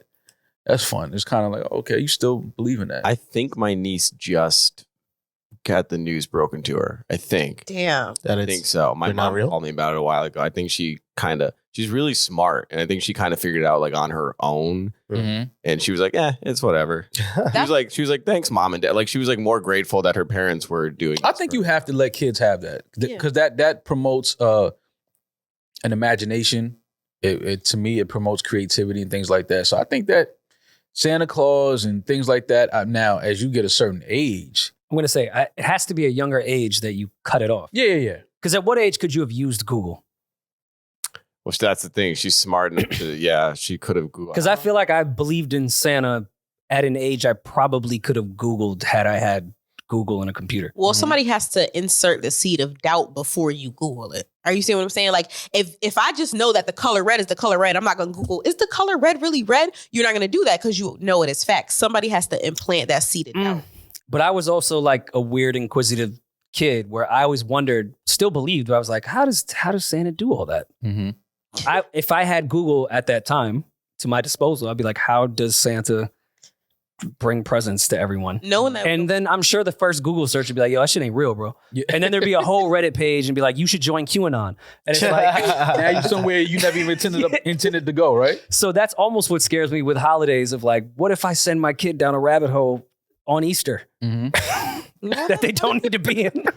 That's And then they end up with Freddie Gibbs and his stink star. Oh And my I grab God. it. I actually freestyled all that night. No, I see what you did. Full circle. I like that one. That love was it. freestyle. Well, we are happy for you. I know I'm speaking Brought for it all me, but I together, right? know Mhm. everybody here agrees. Watching you become a dad has been a very beautiful Super. experience. happy. Yes, we love it. We Daddy. smile every time we see you. We all love her. We all have our own relationship with her, and Dang. she's an amazing. I'm her Keeping the ginger gene alive. Oh Big my God. change. Yeah, the fuck you For are. all you fucking gingers Holy out there, shit. Do your I'm part. here for the cause. No, I did it. You definitely continued You the did ginger that, gene, you did bro. that. Yeah. We know good that's job. your baby. Yeah, for sure. There's no denying it. You the pappy. There's no denying. Big Pepe. Yo, the Daddy. doctor, because I didn't think she was gonna have red hair. The doctor said as she was coming out, like midway through, Like, no, that's not blood. I was gonna say that. looks like dad's beard. I was like, Nice. You took a peek. I mean, I was watching. Yeah, did you look? So did you look? Did you like see Yeah. the? Of course. You didn't think I wanted to watch my daughter be born? I would have Did passed you out. film it? You passed I would out. have passed the fuck out. No. I have a bunch of photos from the side angle. Sick. Like not the vagina. Sick. Side stage. I thought you had Eddin set up the whole production. Yeah, I thought you wanted me to. Yeah. Well, we'll put that on. Are these not the same I cameras? thought you that was our wanted? Patreon I had a episode lav this mic week. on. Yeah, I thought that was our Patreon this And it week. was like, no, could you put the mic closer Yeah. to her face please, so she can like? Can she yeah. count real quick? Yeah. What you picture got her on- to slate? Like You got her slated? slate? What Patreon tier would that content be? Jay-Z. That'd be past the Jay-Z Definitely shit. $5. Yo, you're kind of a sick fuck if you want to watch. Dinner with Jay. You I don't know. think that's sick. I think that's a very beautiful thing. We should put a Watching helmet birth? cam on Rory. Watching and births, just get I watch his live births perspective. all the time. That GoPros, Yeah, shaky yeah, shit. yeah. Just Yeah, put your Rory on point the of view, side. Just Rory's face is his reaction. Dad cam. Yeah. Got to do the dad cam. But Well, congratulations, man. I know that you've been keeping that to you and your family for a while, and now that you let everybody know that you are indeed a dad. It's been dope to watch you transform into a dad. I Thanks, know man. when you were a young, wild little lad running around with wood jewelry on, and now you have a beautiful, beautiful baby girl. So not much has changed. yeah, not much has changed. It's just but- better wood jewelry. Yeah, not much has changed, but a lot has changed. So congratulations, God bless, man, and you do have a beautiful, beautiful family. So Outside of having like a child, also have an album also, which is another child. It's been a weird week. It's been a year first for you. Yeah, I just had to use my kid as a rollout. Well, that's sick. Smoke. No, it's not. Using the kid as a rollout? She doesn't have a job. Well, yeah, that's true. Yeah, let's see. You give us something to If do. we family, you got to carry your weight over here. Carry your weight. I get it. I understand that. But this Demaris is is just telling me now what it's like to be a girl dad where you have to pay for fucking everything. Yeah, let's bring some attention to my album, sis. Should have made it right. Is she gonna be the Calling your daughter sis is crazy. That's family. Is she gonna be the artwork? That is family. That's first link family. No, she's not going to be the artwork. No, she's not gonna be the artwork. We were family off First Link. First link. Now that I think about it, me and my daughter were family off First Link. Yeah, Like that first night, we was cool. Nah, for sure. You family. Yeah, your lifers. Yeah. Yeah, for sure. For life. Your lifers. That's forever. Nah, we vibes. But I could tell you just like me. In the face. I can't wait for people to see your daughter to understand how funny that is. Once they see her, It's obnoxious. It's of how much crazy. she looks like me. It's crazy how red she is. I don't get mad. She's red. And when she's she just gets mad and she starts shaking, she turns beat red. Her eyebrows get super red. Yeah. It's like the baby from The Incredibles. Yeah. And I used to hate when people be like, "Oh, she looks so much like you." In general, when I'd be like, "Yeah, that's someone's kid. Of course, it's gonna look like them." My daughter is an exact replica, looks just like you. It's hilarious. It's funny. She just shakes me. when she gets frustrated. I birthed that kid. faces, Yeah, you everything. Yeah. Mhm. But so you birthed the album. First of all, How congratulations. you know my flustered faces? I had You're literally flustered all of the time. I had Usually with me. I had the privilege of hearing this album for at least a year and a half. I Yeah, want to say at least. things have changed. Well, though. no, because you added some songs. Definitely added some songs. You changed some of the production on certain songs. For sure. You added some things. So I've heard the shell of an album for about a year and a half, 2 years. And if they didn't take it from me, that would have continued. Yeah. So now the album is finally done. Yeah. It's out. The album is finally out. Congratulations. Go stream that shit. Go stream that shit. Run them Run it numbers up. up. Fall Run it asleep up. to it. And like I told you before, the last time when I heard the final version of the album, it's an incredible album, incredible mix of different types of songs. You got verses on there from rappers that I never thought I would hear rhyme on certain types of production. The R&B is amazing. The features just mix well. This is a really thought out, curated piece of work that you did, and I'm proud of you because I know this was something that you really worked on diligently. And Oh, of course. you're a perfectionist, so you even if you hear something and it's dope, you sit on it for about 2-3 days and then pause, and then you come right back and nah, I want to change this, I want to change that. No, I mean, having James Fauntleroy on your debut, is, I would say, the definition of bare minimum. Him. Absolutely, Himothy. absolutely. Minute him. Yeah, because you could have That's really you could have gotten Stevie Wonder, so you know what I mean. It's just Damn, you James will could've. do. James Wow. will do. just getting Jay-Elect and James Fauntleroy. Yeah. Light No, flex. that's listen, Did you even try on this project? Yeah, you lived up to the bare minimum. Bare minimum. Lived up to that. So this So- is I want to thank you for at least keeping the bare minimum thing going. Yeah, Don't do too much. Never just too much. some local artists that do things for everybody. Yeah. Good job, Rory. So absolutely. what other artists are on the album for people who have not downloaded it yet? Well, Download that shit, idiot. Sorry. as he said, and I guess buy it on iTunes. Do whatever the fuck you Please please, buy it. at this point. We're poor. Thank you. Go ahead. I haven't worked We. on this part of the press run yet to give that pitch. Yo, May 26th, available everywhere on all streaming platforms, featuring Alex Isley. Hold on, I need to pick up the track list. Alex Isley, Yep. James Fauntleroy, Ari Jay Lennox, Electronica, Jay Ari Electronica. Lennox. Conway the Machine. Conway. Reason. Fonte. Fonte is on there. I got Iona. Fonte on my first project ever. That's hard. And Fonte is my favorite artist of all time. That was the coolest shit ever to me. Yeah. Everything else is what it is. I'm a James Fauntleroy stan. That kind of made my life. That would be like having a whole feature Yeah. to me. That's how much I love It was James that Fauntleroy. personal to But you. having Fonte on the project was honestly 13-year-old Rory was really, He was really geek. proud. He was geek. It's funny. 13-year-old Rory was extremely proud of himself. I remember when you got the the James Fauntleroy verse back. We were shooting. When you were being pissed on. Yeah, I was being pissed on that day. We were Yeah. in the sex dungeon. No longer on Patreon because Patreon Sorry. took it down. That was such great. Is there anywhere we could put that? We can't put that anywhere. Can we put that on YouTube? No. If No. you send me money, I'll send you the link. We definitely can't put that on Send it to YouTube. my cash No, app. we can't. I mean, I'd have to Only blur fans most of are it. our content. You said what? Yeah, how much of that could we put on YouTube? I would just have to blur most of it. We could do like a one-time $1.99 fee on OnlyFans just for that. That's sick. And like that entire thing. Like we should condensed start it. an OnlyFans. We could just put the raw footage, no pun intended, on OnlyFans for $1 just for that specific video. But anyways, yeah, Mal was getting pissed on in a sex dungeon. Yeah, you walked out. And I was like, yo, James sent his verse. I'm like, yo, but this beautiful young woman is peeing everywhere. Like, this is great. Hydrated woman at that. No, very hydrated. Wasn't yellow pee. No. And you walked out. So I know you was happy to get that. That was a super dope move because we all know how James doesn't just work with any and everybody, and he's very kept to his circle of people that he works with. So that was a big move for you. Yeah, and I mean, I don't really know how we should go about this on our podcast because doing a press run, and those are weird, man. I'd rather talk about doing the press run here rather than give you my press run answers on this project. Yeah. Was it amazing for 13-year-old Rory to have Fonte on the project? Of course. Do y'all give a fuck? No. So let's talk about how awkward I am during press run. Yeah. It's funny, though, to see you actually doing a press run about music, though. It's cool. Because usually you're on the other side of it. Usually you're working with an artist that is on a press run, or you were at the label putting together press run shit for the artist. Now you're actually putting out a project. So now you have to promote it and you have to go to these different outlets and talk about the project. But it is actually cool having the lens of watching so many press runs to go into one. Mm-hmm. Like, I already know what's going to look corny, look weird, like look very press runny. Even like the people that I picked for the press run per se, I didn't want to go to everybody. I wanted to do what I thought would be impactful conversations where I would have a different conversation with each person. So like, tell me what the process with Bink was like on the outro. Like, I knew that can only go so far, especially with the audience now on YouTube. Like, they don't care that much. So it's been fun, sort of. Let me start with playbacks. For those that don't know what playbacks are,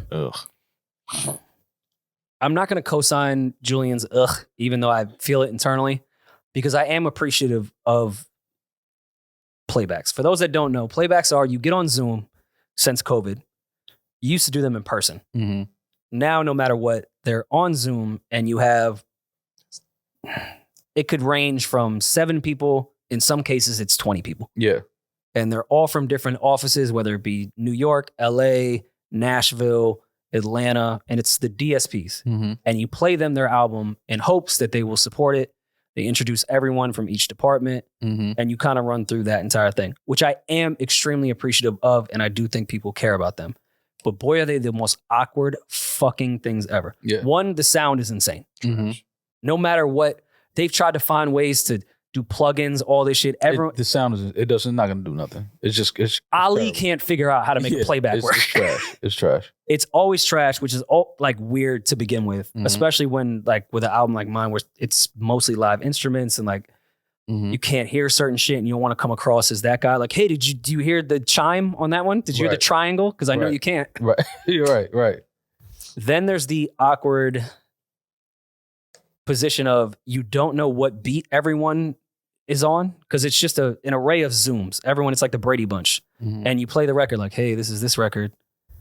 And then it starts and one person is on the 1, one person is on the 3, one person is on the 2, one person is on the 4. Yeah, someone has a lagged Wi-Fi. So they may be on beat, but they still look like they're on the 1. Yeah.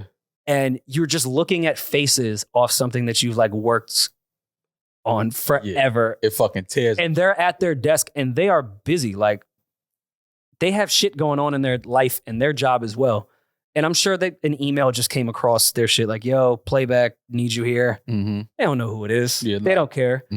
This may even interfere with their lunch. They were going to have an hour lunch today. Now they have a 20-minute lunch because they have to sit at their desk and watch some guy go, so for my next record. Yeah. It's the weirdest process ever, but it's necessary. But I'm about to say it's a necessary. And I appreciate Apple, Spotify, everyone that I've done that with. I do appreciate it for real. Like, I'm not shitting on that process. Just the awkwardness of it is literally, it's unbearable. Watching someone listen to your shitty audio on Zoom and they can playlist you. Right. Like It's crazy. It's crazy, but again, it's a necessary thing because you do have to get people to hear it, and you do want it to get it playlisted. You do want people to support the project because you worked hard on it. Yeah. So you want people to appreciate it. But I think that this project you put together, it's easy for anybody that's a music lover to enjoy it. It's an easy listen. It's a dope listen. It's a lot of good music, good lyrics. It's just you could tell that you really took time and didn't just put something together because you wanted to put something together. You really took your time with it and you cared about the music and the product. And then it's a whole full thing. It's not just something you slapped together. Everything was very thought out, very meticulous, very like attention to detail. And I, as somebody that just like shit like that, I appreciate that. And I appreciate that. Can I ask you guys a vulnerable question? I love when you ask vulnerable questions. Do it. Okay. I did not a lot of touch her. feedback I've gotten Wow. from people within the industry that I've sent it to, not like to artists or friends or people that we have music conversations all the time type of shit. You have to do your due diligence and send the shit out. You have to be like, you want to listen to my project? Like you have to do that bullshit. Mhm. I've gotten back a word that has kept me up at night outside of my daughter's crying and cluster feeding. It's refreshing. Oh. I thought you were going to say mid. They should have said mid. Nah, but I understand. I get where they coming from. Nah, I get where they Refreshing, coming from.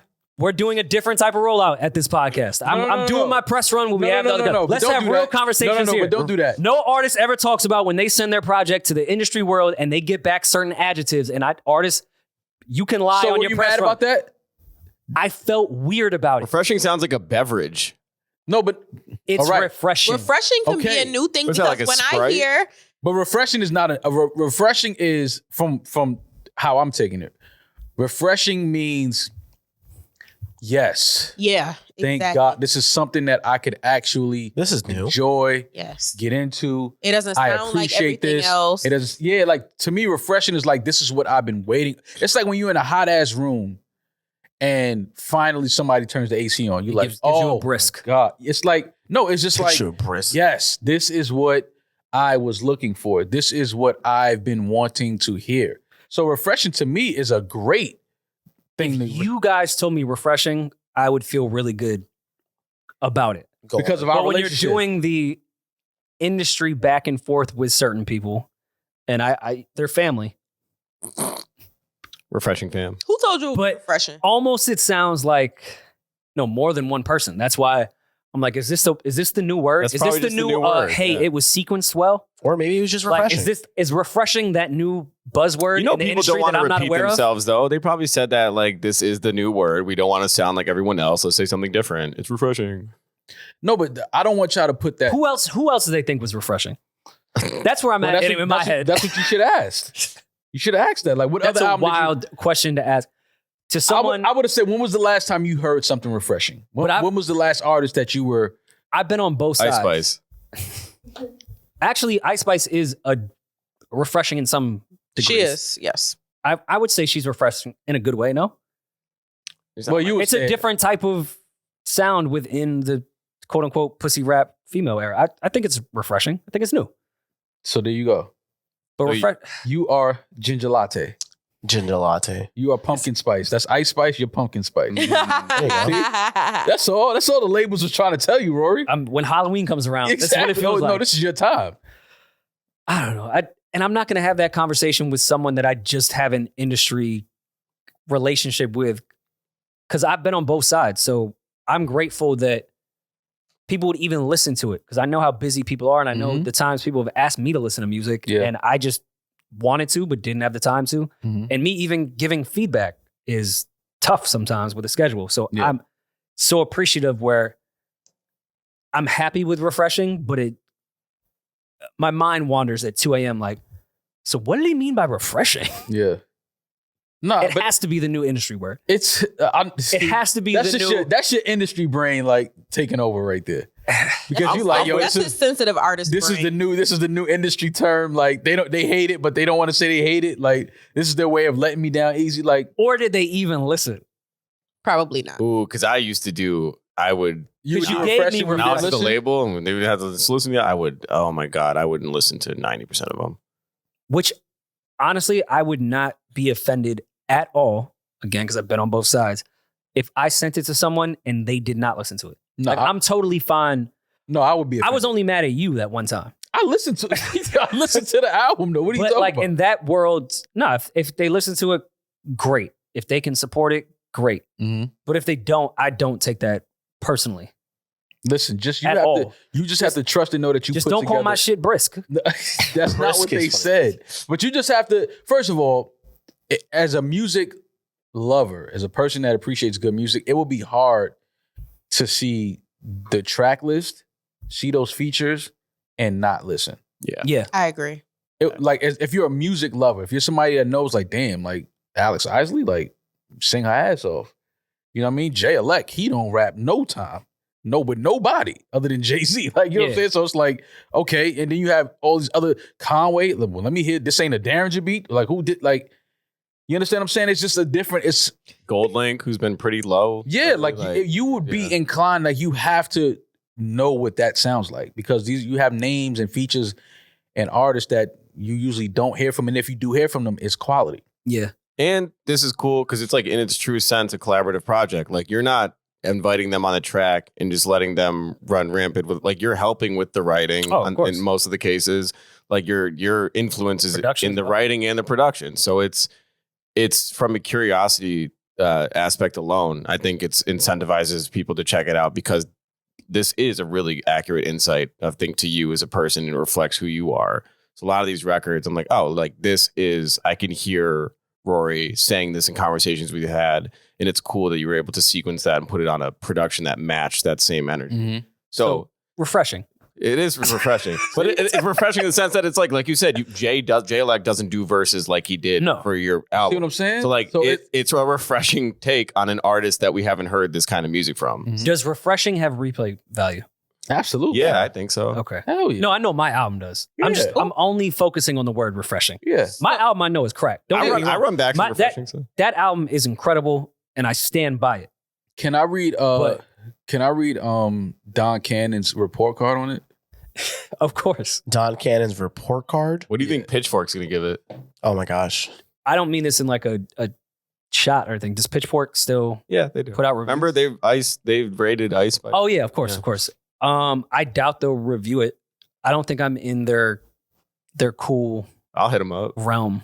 Oh, I want some content. We'll make sure they review it. So I would like Pitchfork. All right. I don't know if we'll be able to do this. This is just me spitballing in person. Anyone that reviews my album on Patreon, I would love to have you come to our studio and talk to you about the review. Where does Anthony Fantano live? He could come in. We can have him on. Here's the thing. I know everyone thinks he's like culture vulture, hate him, all that. I emailed it to him. He's great. I think he's cool. I emailed him the album. I don't know if he's going to review it. He's turned me down on like 5 Emotional Oranges projects. Damn. But after Mal gives you Don Cannon's report, I do want to ask you a question about as far as your contributions to the album, because I know you think it's press releasey and you don't want to do press releasey stuff here. Doing it with Ebro, Bootleg Kev, I to get everybody. that, but this is your biggest platform and our fans need answers to this is a press run low key. Like but I wanted to have the fun conversation. Not the fun conversation, the real one. We will have the fun conversation. Yomi came with me to Ebro. Yeah. But it's still a question. It's still your biggest fan base. And they deserve the answers to certain questions. What was Don Cannon's report, Mal? All right, so Don Cannon, this is the Generation Now versus RoryNMal group chat that Rory and I in.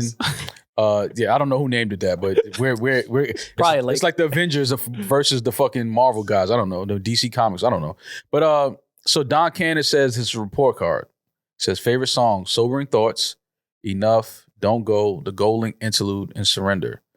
Overall thoughts: this is solid. This is a solid offering. Surprised Conway rapped on that beat. The artist selection is dope. A lot of replay value in this, Rory. Overall, a B+. I'll take it. Why is she laughing? Because he said this is a solid. You know when people say it's a solid effort, like. But all right, if that came from anyone else besides effort offering, Don Cannon, can you read what Lake said afterwards? Because that will sum up Don Cannon's report. He said, "Wow, this is a game changer. This nigga doesn't even like himself." So the fact that I will take a solid effort, quote unquote, from Don Cannon any day. No, and listen, because he does not like himself. We've had some great conversations off the record with Don, and he doesn't like shit that we deem our classics. So for him to send an actual report card and offer those words, that's dope. That caught everybody in the chat off guard. Like, what the fuck? Like, and when I put it in the chat, he listened kind of like right away and was giving feedback as he was listening. And he's like, "Oh shit, this shit ain't even whack." Yeah, yeah. So that's fine. I don't find that offensive at all. That's coming from Don Cannon. That is absolutely like, damn. That's like when your dad never hugged you. Wow. And then like you do something good and he gives you like he punches you on the shoulder. It's like he loves me, man. Like, you know what I'm saying? Like, that's just our way of like, yo, he actually listened and he likes it. Because Don Cannon don't like anything other than Jeezy and fucking Lil Wayne. And I know he listened out of friendship. Mm-hmm. So the fact that he was like, "Oh shit, this is damn, all right, my bad. I didn't know this was good." No, I told you, look, when I listened to it, yo, listen, it's an easy listen. You could just put it on, whatever you're doing, it just matches. You're gonna find something on there that just suits exactly what you're doing at the moment. It's amazing cleaning and cooking music. Well, I'm a person who likes to have like an amazing cooking. It's a good drive record too. Yeah, it's a good drive album. If you're on a nice little road trip. You was fucking the Rory's album. Yeah, it's been on in the back. Yeah. Oh no, y'all are gonna have kids to refill. No pun. Yeah. Yuck. Refill. You guys have to join me just based off refill. Join you Just where? off of that alone? Missionary. That's missionary music for sure. Yeah, I don't that's know made missionary. I don't know if I want to be missionary while Conway rapping though. I'm gonna have to, that's when you switch positions. No, just refill. Just keep it on repeat. Just when you once Con comes, like you're trying to conceive. Yeah. Toes. And again, I don't want to press run it because like it's not. I would love to tell the Conway story. Oh, that no. But that's funny though. Also, side note, I saw a tweet that said, "Why all the Griselda beats sound like a grand piano falling down the stairs?" And then they like had evidence of it was like 6 or 7 songs in a row with just like the rolling piano. I mean, it was pretty funny. That shit works. It does. I'm about work. to say like they ushered in a whole different, well not different, but they brought back a genre of MCing and rapping that was like missed. So I mean, I get it, have jokes, but that Derringer loop beat, I love it. So we were in Engine Room. You were with us. Yeah, Conway. And there was a bunch of people when they were just listening to a bunch of records, but like once everything dispersed, Conway and I had another session and had another session the next day. But he came up to me like once people had left, he was like, "Bro, why you sending me that beat?" And I was like, "Wait, I thought he was ready to kill me." Damn. Like I thought he was offended. Yeah. And he was like, "Nah, everyone just sends me fucking like these Diet Alchemist beats, so they try to sound like Derringer and like I would have done the verse for you because I fuck with you, but when I opened it, I was like actually excited to rap. Like no one had ever sent me something like that before, and that's the type of win to me. But you know how I feel about Conway. To me, he's such a just a different type of rapper. He pays attention to the real pen pushers, the real spitters, and I understand why he would say that because he listens to a lot of different type of shit. Yeah. And he's like, I'm actually excited to cut this. Yeah. Like, I really want to do this record rather than like. And he got off. He got a shit off on it. it. Crazy. Heard that? Yeah. That is like, it's like a Drake verse with all the fucking photo captions. Like, I've had those photo captions in my phone for like a year. I can't wait to throw them shits out. And even like when I did the Apple Music playback, you know, typically they tell you to do the one with like the craziest names. And of course, Conway is a big name, but Hablo Brown is one of my favorite groups, but up and coming still. That wouldn't be one that you play. That was by far the one that everyone was like, this is it. We love this record. And when I was making that shit with Hablo, I was like, this needs a really weird feature. And it's not someone that gets like, having Gold Link on the album is incredible. We could have put Gold Link on that song, but Gold Link's been on those type of beats. Like he's in that dance world. I was like, man, I need to put Griselda on this type of shit. Yeah. This is what is needed right now. It's the most typical fucking thing ever. No, it meshed really well. I was kind of, when he played the beat in the studio, I was like, I wanted to see what he was going to do. And then you automatically caught it and it started going off. I was like, oh nah, that's how you know Conway is just a dude that just loves music. Anything that's good music, he doesn't feel out of place listening to something like, yes, we know him from this sound and we know him from this type of content and lyrics. But when you're a writer and a creator, like you want to push yourself to do different things and show people that, nah, I could do that too. Don't discount me. Don't count me out when you hear this. I'm like, nah, we can't send that to Nah, send it to me. You'll be surprised. And I think the people are going to enjoy that one. It's refreshing. So, Rory. Always refreshing. To answer the question, I refresh what makes this your album? Like, what did you don't have to go through it and I had that idea when I was laying down in my bed at 7 a.m. and it was raining. Like, you don't have to go through all that. But tell us what makes this your album. What did you do? Because I see a lot of comments on social media like, does Rory rap? Does he sing? Does he produce? So please just quickly tell us, I know you don't want to do the press run thing, what it is you do, what Rory how do. you made this album. I had a hand in every single record as far as actual production, arranging, as Ebro put it, which I would never take that, but it's the best way to put it. Quincy Jones, like, I'm not touching every instrument, but I'm certainly arranging every single song. I'm let drummers go for an hour and then pick every part I liked off that hour session to make a drum loop.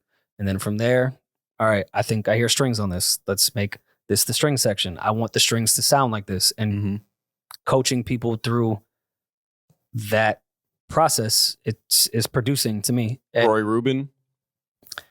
Not Quincy, not Rory Jones, I'm not comparing. Just that's the process of how this was made on an actual producer standpoint. I'm not a musician. I'm not a beat maker. Those are different things. And those people are way more talented than me. But I was a producer on this, which I think people get fucked up.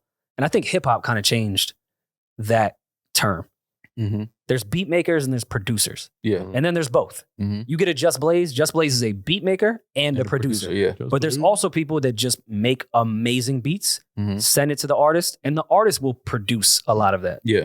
And then there's producers that don't touch an MPC, don't touch the keys, don't touch anything, but they know how to arrange everything. They know how they want things to sound. And it was 100% in a huge collaborative process. Like, in no way was I sitting there with my fucking baton telling the orchestra to go like this, but baton. It's not even what it's called. It's not that. Just to show y'all how ignorant I am. Count? I mean, I know how to keep a count. Okay.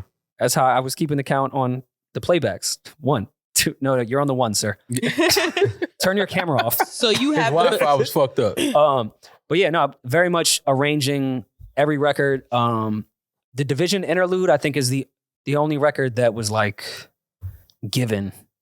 And that was just because we had went through like 2 or 3 Division records that I still think will see the light of day, but that one just fits so well. And that's something 85 and Daniel had already. And it just worked so well in the sequence and how I wanted to break up the different sounds on the album.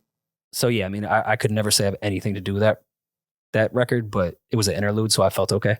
What's something that you want? But writing wise, I was involved heavily as well. What's something that you want people to take away from this project? Like when they listen to this, what's something you want them to walk if they if they never listen to it again? What's something you want them to take away from listening to it? Their own interpretation. I don't know if that's like a political answer. Whatever they want to take from it. There's so much emotion on that album. That's why I almost didn't answer Demaris's question correctly, because I thought she was asking a different one. My contributions outside of the music, like that shit is my life. Like each song specifically has a theme for a reason. Like this wasn't just random records that were put together. Every last song fully has to do with the theme of I thought it'd be different. Yeah. It's my 20s. Yeah. Like, everything is a different emotion. Even down to Conway's verse just fell in that way. Like I felt how Conway has felt in that regard. In it, ignorant in the club. The entire project is pretty much my 20s.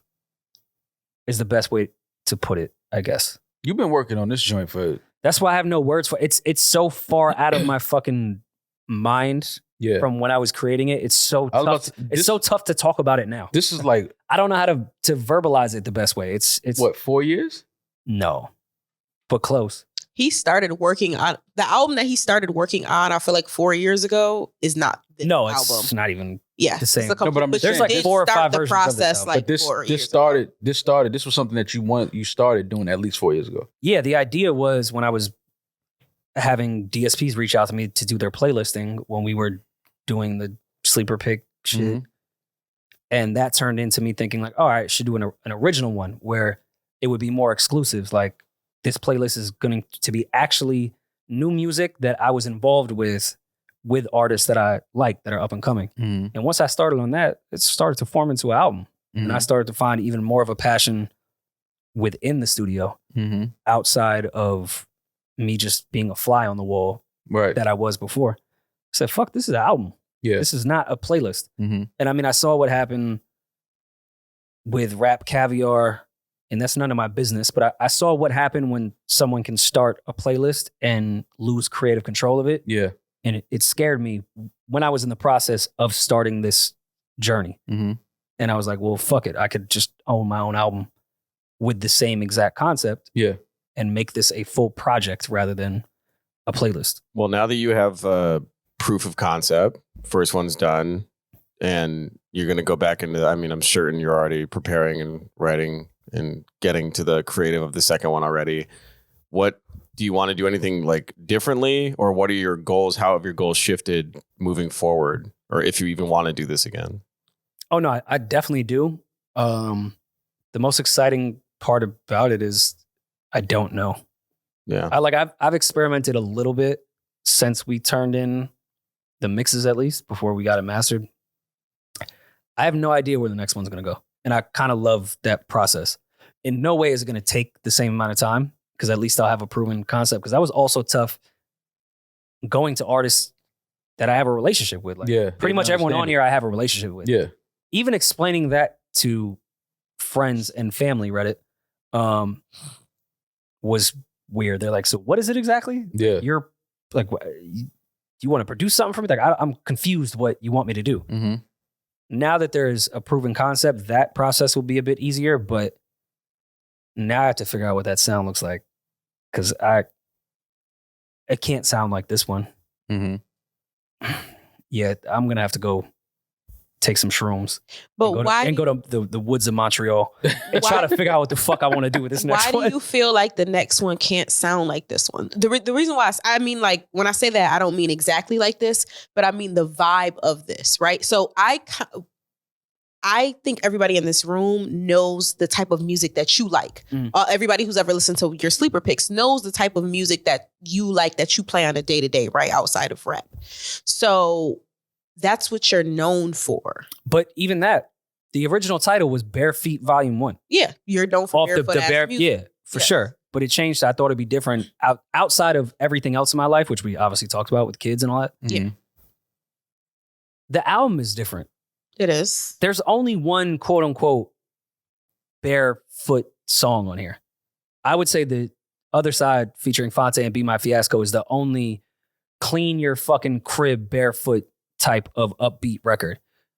Maybe you could say I Want You is as well, but I found way more success and peace within some of the slower records. Like the BPMs on this, But I think this project are way lower than any barefoot shit is. So I think those are I still went into this barefoot process music, though. trying to do all the up-tempo shit that I love. And I was way more successful at the other stuff. So that's why I need to like figure out what to do with the next one. Do you think you need like a theme? Like you said, this No. one encapsulates your 20s, but No. there doesn't need to be like a singular through line. You can just kind of go off. You got to make it like Daddy's Daycare Volume Ooh, 1, yeah. something like that. They're like they can kind of put the baby to sleep too. Rain sounds. Yeah, you know what I mean. Give them all like Yo, a the other day, Rain sounds funny. rain song. my daughter was listening to Baby Shark Nice. as all. That's they're all about the Benjamins. Of course. They, It's the all about it. legendary Yeah. shit. Yeah.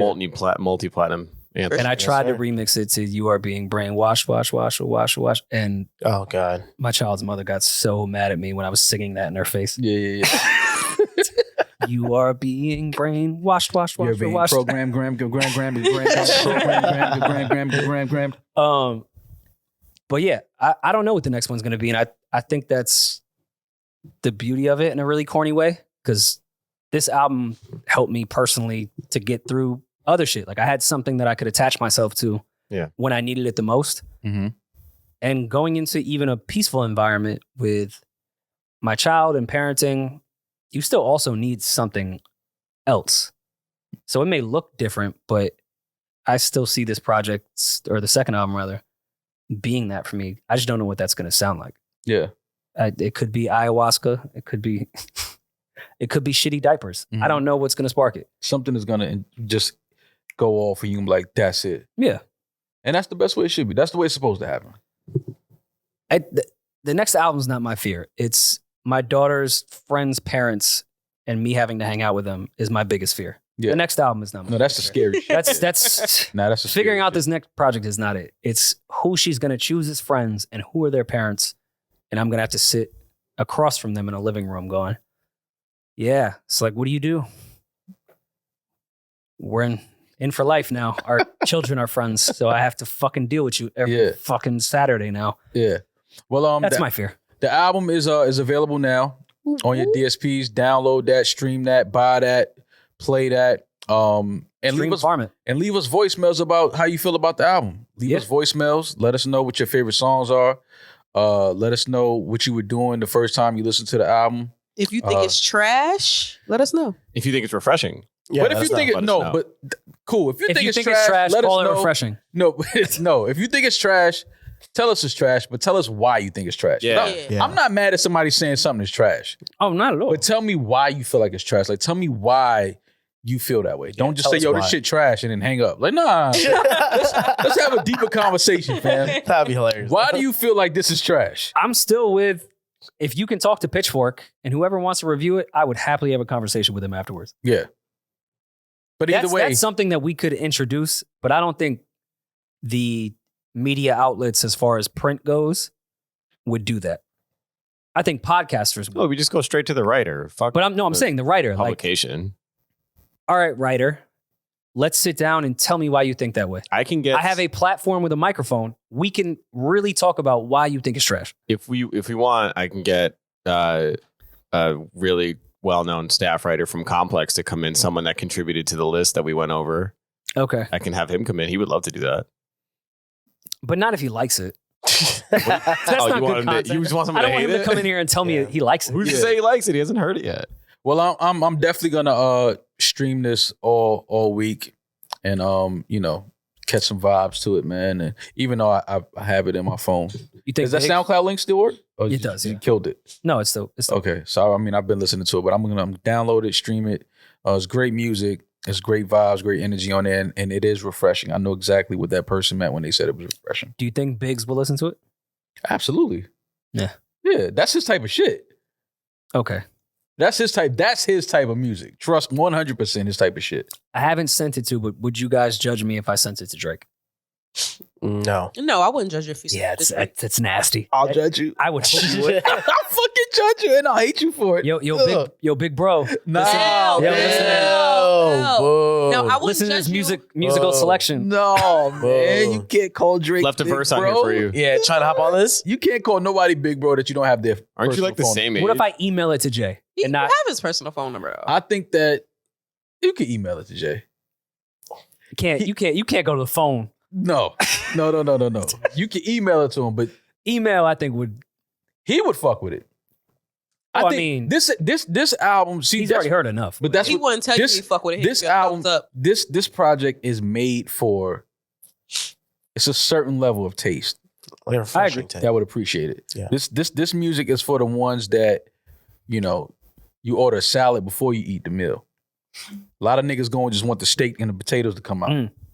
It's like, no, change, clean your palate up a little bit, get some greens in you. And the arugula, not the Caesar. No. Yeah. Never the Caesar. Never the Caesar. Never. All right, don't do that. No, we ain't eating no Caesar That's salad. the ghetto salad. Yeah, we ain't Eat a real damn salad. Caesar salad is ghetto? Eat a real Nobody damn no Caesar salad. salad. Get the arugula. Apples and walnuts. Yeah, get the real shit. That Caesar I'm not salad. letting y'all Nah. slander Y'all Caesar bugging. salad, bro. See, No, it's not. Caesar salad is, because I eat it. Caesar salad is chicken nuggets, bro. It's not. What I good love, salad. and I love chicken nuggets, Same and I love a shit. good Caesar salad. Don't get me wrong, but Fuck There's that. a reason definitely why- love yeah, a good salad. Caesar Yeah, This is that why shit is- McDonald's serves the Caesar. Yeah, that shit. McDonald's- it was a shake salad. That's I when don't you remember got if it? you're old That enough. shit ain't there. But this Oh, yeah, the this cups. project is definitely for a certain.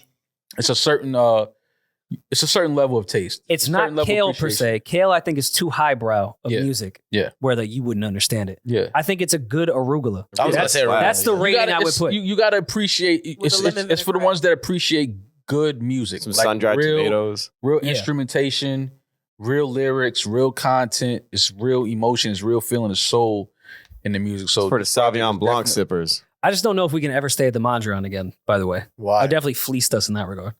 Because that whole reason outro was a conversation reason I had outside of the Mondrian that we just then turned into a song. That's free press. Yeah, they should. All right, give then they free should rooms take for they that. should take my fucking smoking fee off when I didn't smoke. Giving Rory a smoking fee when he don't smoke. That's hilarious. Wait, It was $500. I was like, I don't. They said for a while I thought they were talking about like a blunt or something. I was like, did I have anyone in my room that maybe smoked weed and maybe left it? Yeah. They said, oh no, we found cigarette butts in your room. I was like, all right, let me talk to that maid. Which room was it? Yeah. Cigarettes? Yes. Yeah, no, that's Wait, was this on our last $500. trip? 2 trips ago. Damn. that's wild. Yeah. Cigarettes? So Mondrian, I've given you some. Mondrian, press we here.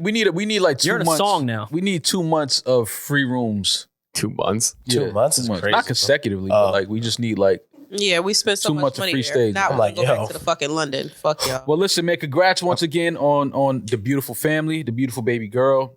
Congratulations on a beautiful album, Thank you, a man. beautiful selection of music, a beautiful selection of instrumentation and lyrics, and just a great project that you very meticulously curated over the years and put together, and it's finally done. So I know that you're extremely happy about that because you are maniacal when it comes to just being a perfectionist and you want things to sound and look a certain way. So I know it took a lot for you to get to this point.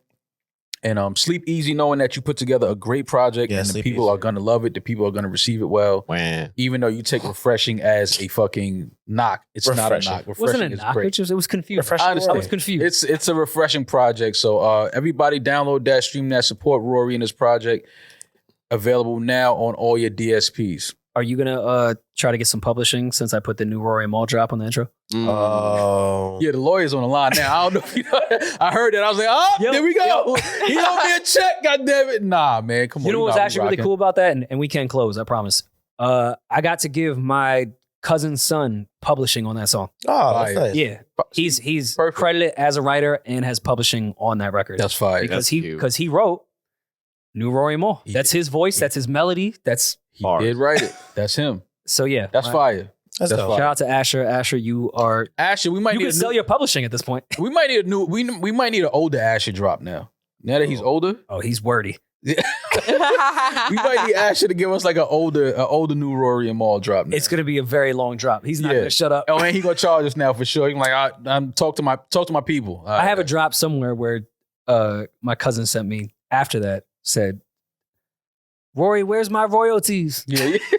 Pay me I have, my to money. I have to find that drop. But that's dope So that you cute. gave him publishing on that. That was fire. Yeah. That's cool. Well, should we end with some questions? Sure. Yeah. Yay. One or two. All right. Well, in the theme of the album and growing and becoming a better person, I took like some relationship questions here. So Okay. Nice. let's jump in. We have two that kind of pair well with each other to start with. Yo, Rory and Mal, Demaris, Eddin, Julian, what's good? My name's Ant, and I'm from Des Moines, Iowa. So my question is, so I'm a guy, and I always have female friends, and it's great, you know what I mean? Love having them around, learning a lot from them, you know what I mean? And but I'm kind of getting tired of it. You know, it can be a lot. It can be draining, and I just would want my own girl, you know, for once. Like, I'm putting attention and time to all this and that. And, you know, you should. They're friendships. You know, friendships are important and everything. But it would be nice to have my own girl, you know, where I'm putting all my time and effort in. I'm kind of getting something back from it. You know what I'm saying? Yeah. How do y'all think I should go about that? Ant from Iowa or Ohio? Des Moines, Iowa. From Des Moines, Iowa. Is he asking us how to get a girlfriend? Yeah. Well, he's saying all of his relationships with women, like, so it sounds like with Ant, friendships. his problem is they're friend zoning him. Yeah. Like all of the girls are friend zoning him. Yeah. That's what it sounds like. I don't know. He might just have a bunch of female friends that he's just cool with and they didn't friend zone him. Or he might be smashing all of them. I don't know. It sounds like he wants to have a girlfriend though. He's tired of just being the friend. He has to be intentional. Yeah, you have to let him know, like, listen, this dick work. all right. Period. And I want somebody to suck it and sit on it every night. In a more healthy way, Ant. Maybe because I'm sure some of these women that you're friends with, you may have liked before and you didn't have the confidence to say, hey, I like you. And then you got put in the friend zone and now you're just. Now you're the only guy at brunch. Yeah. And then now. Which I've been that guy. And now. And then they look at you to pay. I'm like, oh, I'm a chick in this circle. I'm not the guy to pay. Yeah, equal opportunity. I'm one of the girls. And you have to be confident, which I know can be tough, but you have to be intentional. Say, hey, I'm interested in you and more than a friend. And what I'm really saying is what Maul is saying. Hey, I want to fuck. But say it in a nice way. I like you and I look at you more than a friend. I'm not sure if you feel the same way. If you don't, it's fine. Yo, nothing hurts more than being friend zoned by a girl that you really like. Tough. That shit stings you a little differently. It does, yeah.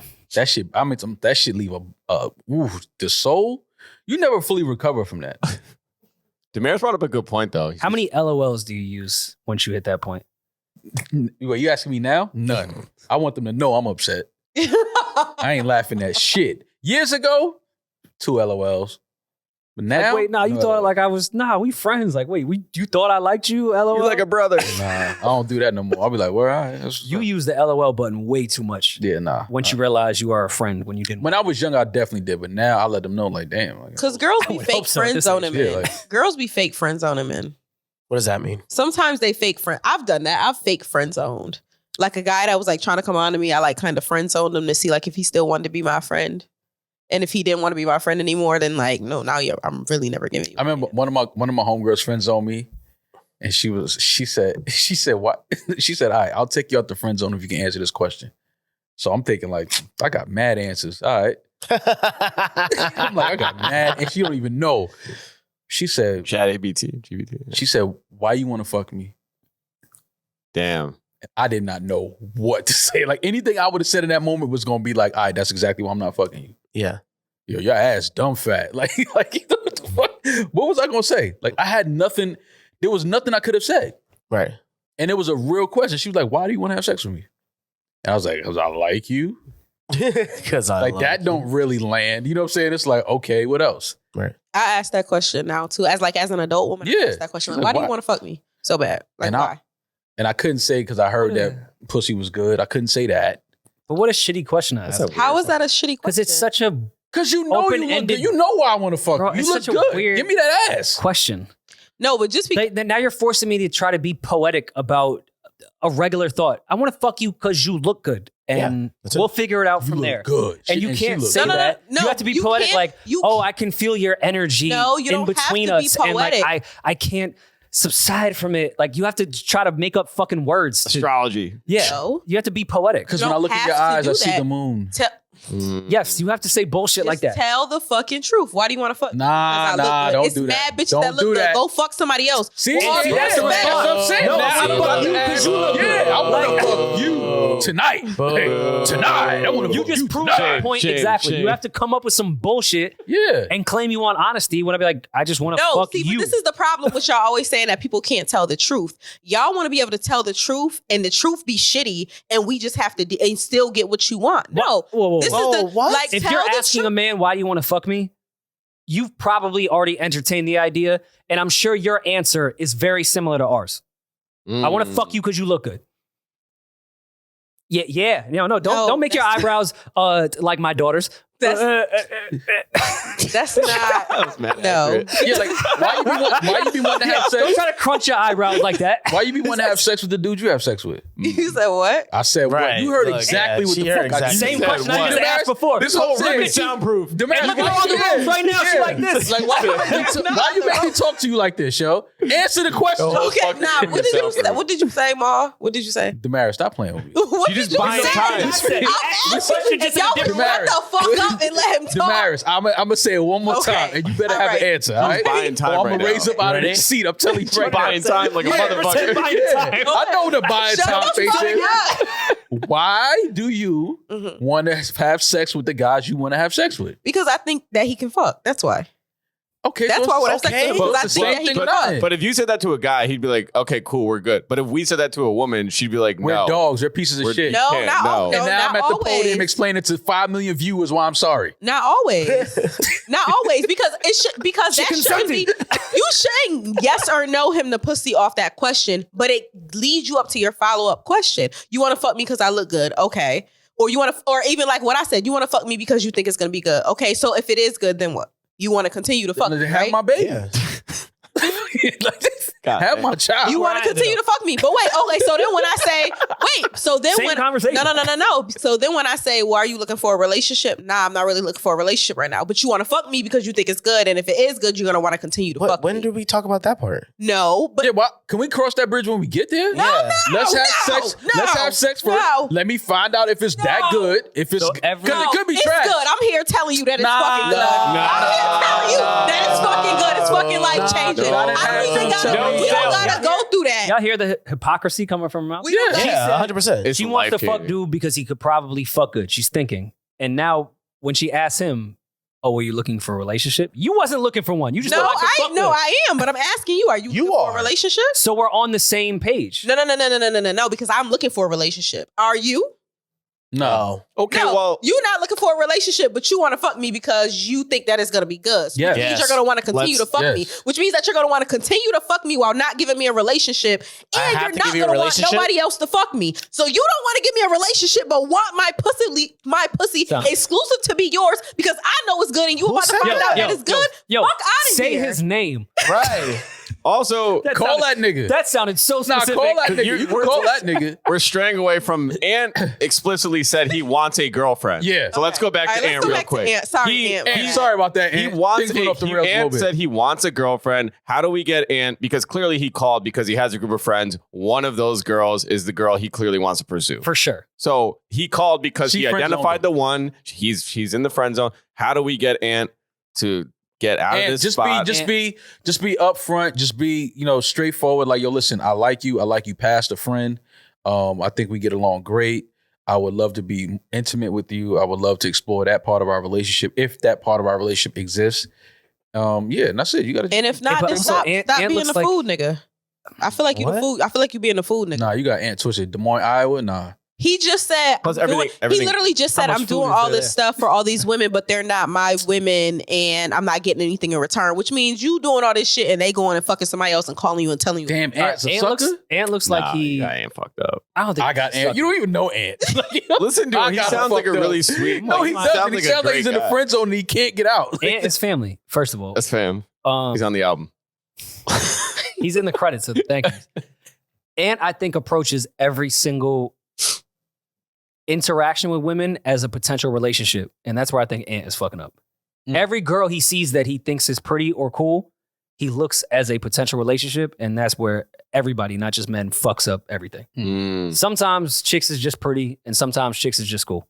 Not everything has to be a potential relationship. You have to nosedive into every single friendship that you think could be a relationship. Just get to know people and see if it's for you. Yeah. It sounds like from this 57-second message, anytime he meets a chick that he thinks is pretty, he tries to be their friend and it Mhm. gets weird. In Ant's defense, as someone that does have a lot of girlfriends, you also know when you meet a girl off rip, like I'm off like the first link, I could tell if this is But you're more also than a just whore. friendship. Ant sounds like a wholesome That's human not being. true. That is Julian is a whore. objectively not true. Reformed whore. Like whatever you want to put it No. as. Who is it objectively not true to? You? I don't have a kid. That doesn't make you That a doesn't whore. make you a whore. I'm just saying. I don't know. I'm just gonna die on that hill. Okay, well, down that hill. I'm not. I have Thank a you lot for of calling girlfriends. me a whore. I have no. That wasn't. I have a can't lot say of you're not girlfriends. Calling your parents a whore. No, hold on. You can't say My dad was a whore. You can't say you're not a whore and then say I have a lot of girlfriends. No, but meaning friends that are purely platonic friends. Like I have a group chat with like guys, girl, like it's a mixed bunch. But you beat. No. Okay. No, I would. Greer. You heard his voice? No. Greer. Greer is one of them. You guys know how you guys were convinced that Greer and I hooked up. Yeah. No. You've all met until Greer. I got to know her. I was never convinced that you hooked up with Greer. Well, they were. I looked at Greer and knew she wasn't your type. Until I got to know Greer about maybe women you had brought around, I assumed. But then I got to know Greer and understood that she was an upstanding citizen. I was like, oh, she would never fuck Julian. Yeah. Wow. She has morals. Wow. She has standards. Well, we're good. We're great friends. No, sometimes that makes the greatest friends. Like, You're I her would aunt. never, but great friend. But I'm saying in Ant's defense, you can have a lot of girlfriends. Just to counter what Rory said, you just because they're your friends doesn't mean at one point you wanted to fuck them. You can have those girlfriends, but you can also have a completely different romantic relationship with a woman. Absolutely. That Agreed, can be 100%. cool with those girls, but like you need to approach it differently. You can't be But like. that's my advice to Ant. Ant is running into every single person that he meets that he finds pretty that it's a relationship. Sometimes you can just be friends with pretty chicks. And just be straightforward, man. Tell a girl that you like her and you want to pursue something deeper and more intimate than just a platonic friendship. Or go with Maul's initial advice and say, yo, I'm trying to fuck. That works too. All right. Let's What get do we got? Who's next? All right. We're going to do the girl version of this pretty much. Oh, Ready? yes. Demaris. I love giving women advice. Hey y'all, what's up? My name is Deidre. I live in Atlanta.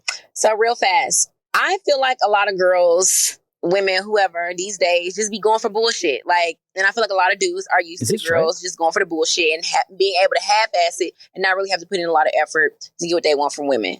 Period. I don't be going for the bullshit. I'm not here for it. I need nigga to come correct. I need pressure always. And I feel like I'm constantly kind of like being persecuted by niggas because I don't go for the bare minimum. Like I would like, that was not shade, but I don't just want the bare minimum from niggas. So you asking the wrong guy. I don't know. Like the guy I'm dating now, we into it because I told him like he be so dry when I talk to him all the time. And he's like, well, I don't know what to tell you. That's how I am. I'm like, okay, well, it make me feel like you don't like me. And he's like, oh, you just ask for too much. And I'm like, damn, am I asking for too much? Asking you to be excited to talk to me? Am I asking for too much? Like just wanting niggas to show that they like me? I don't know. Let me know. All right. Oh, this is an easy fix. I'm gonna be the one to tell you. I'm not even gonna like. Yeah, I completely agree with you. A lot of women are accepting the bare minimum, and it does make it harder for the rest of us. And they call us high maintenance and say that we're requiring too much. But let me tell you something. If he sounds dry when he's talking to you, and then when you tell him about it, his response was, "Well, that's just how I am," or "Baby, he don't like you. He don't like you. They're dating. He doesn't like you. You've dated people you don't like before." No. I haven't. Sometimes it's that simple. Like, no, I haven't. No. Would never do that. He doesn't like you like that. You are a placeholder, and he is when he finds the girl he really, really, really likes, she'll get that effort from him. He don't like being alone right now. What's her name? Deirdre? I think her name is Deirdre, right? Yeah, Deirdre. Yeah. Deirdre is very simple. From Atlanta. That was Drea from Poor Minds. No. Deirdre, it's very simple, Deirdre. All you got to do is post a picture, Hi, Drea. random picture of just a guy sitting at a table, his arm and his watch. Rolex. Show the Rolly. I'll do That's it. it. I'll fucking do it. She ain't even got to be the one sitting across from the table. Just definitely Google do it. image of one of them pictures. He's gonna turn into Shakespeare. Oh my God. He like, your eyes, your hair just flows in the wind. Like now this nigga gonna start saying everything to you.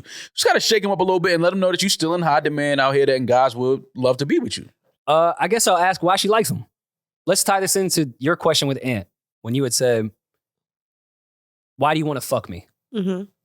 Why does Deidre even like this guy to begin with? If he's super dry, they're already dating. Like at what point did she say, I like this guy? I feel like there's some things she's not bringing up on why she likes this gentleman. Sure. I think there may be some materialistic items this man may have that she put up with the dryness and now she's getting to her breaking point because she can find another guy that has the same Range Rover and maybe has a few more jokes. We need to know if that man does he have kids? What the fuck does that have to do with anything? Because a lot of his energy and shit could be going towards another relationship with his baby mother. True. How we just put a whole narrative together? Okay. No, I'm just saying. I just need to know. You about to get him fucked But up? let's No. But why does she like him? Like, how could you? She can have a boyfriend How that has could you a be kid. dating someone you find super dry? That's what's crazy to me. You must have liked him for something else. Yeah, he got money. Did he get And super I know I sound dry? like Maul now, where I think every girl just wants a guy with money.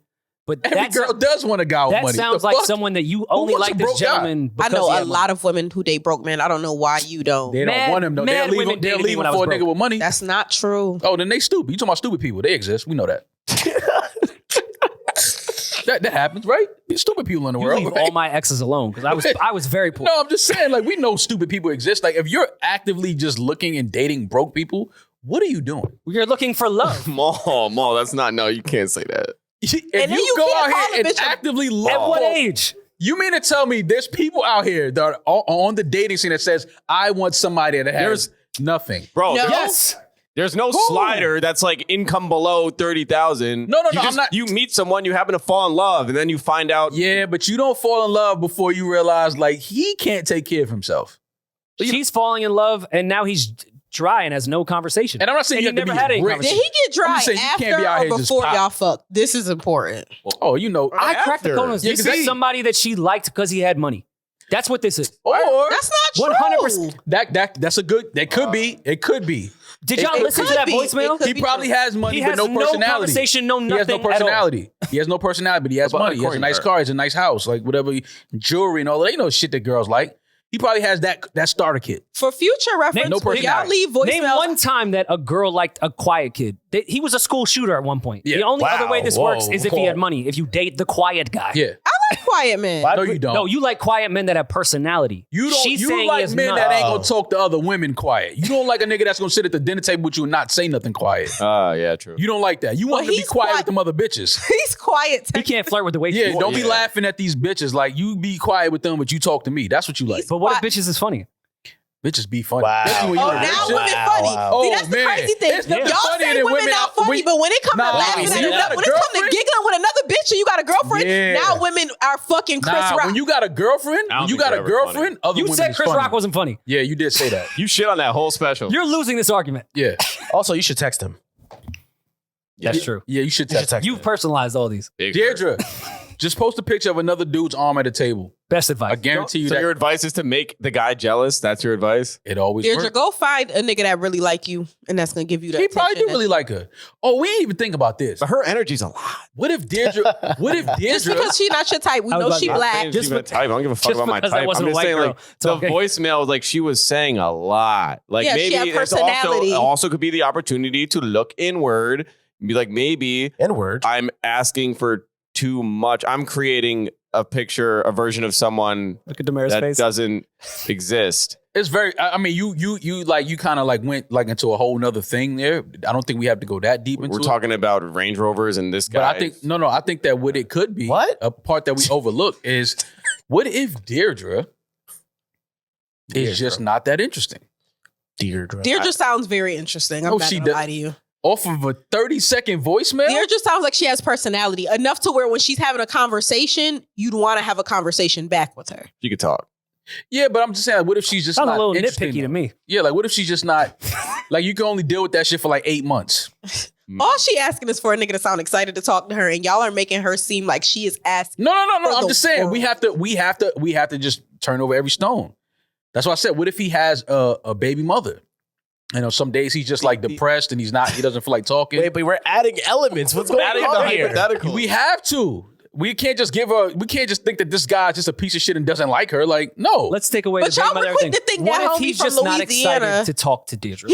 I just said that. That's what I said. I just he's said not that. excited to talk to you. Go find somebody that's Well, excited they to are talk in to you, Atlanta. baby. He could be, yeah. All right. Next What if voicemail. he's gay? No. be. We got it. He's No. gay. We're gonna Excited do one around more. the men. He's Deirdre, gay. go find somebody like you. Want to do one more voicemail before He this popped the gets blue chew with the homies. dark.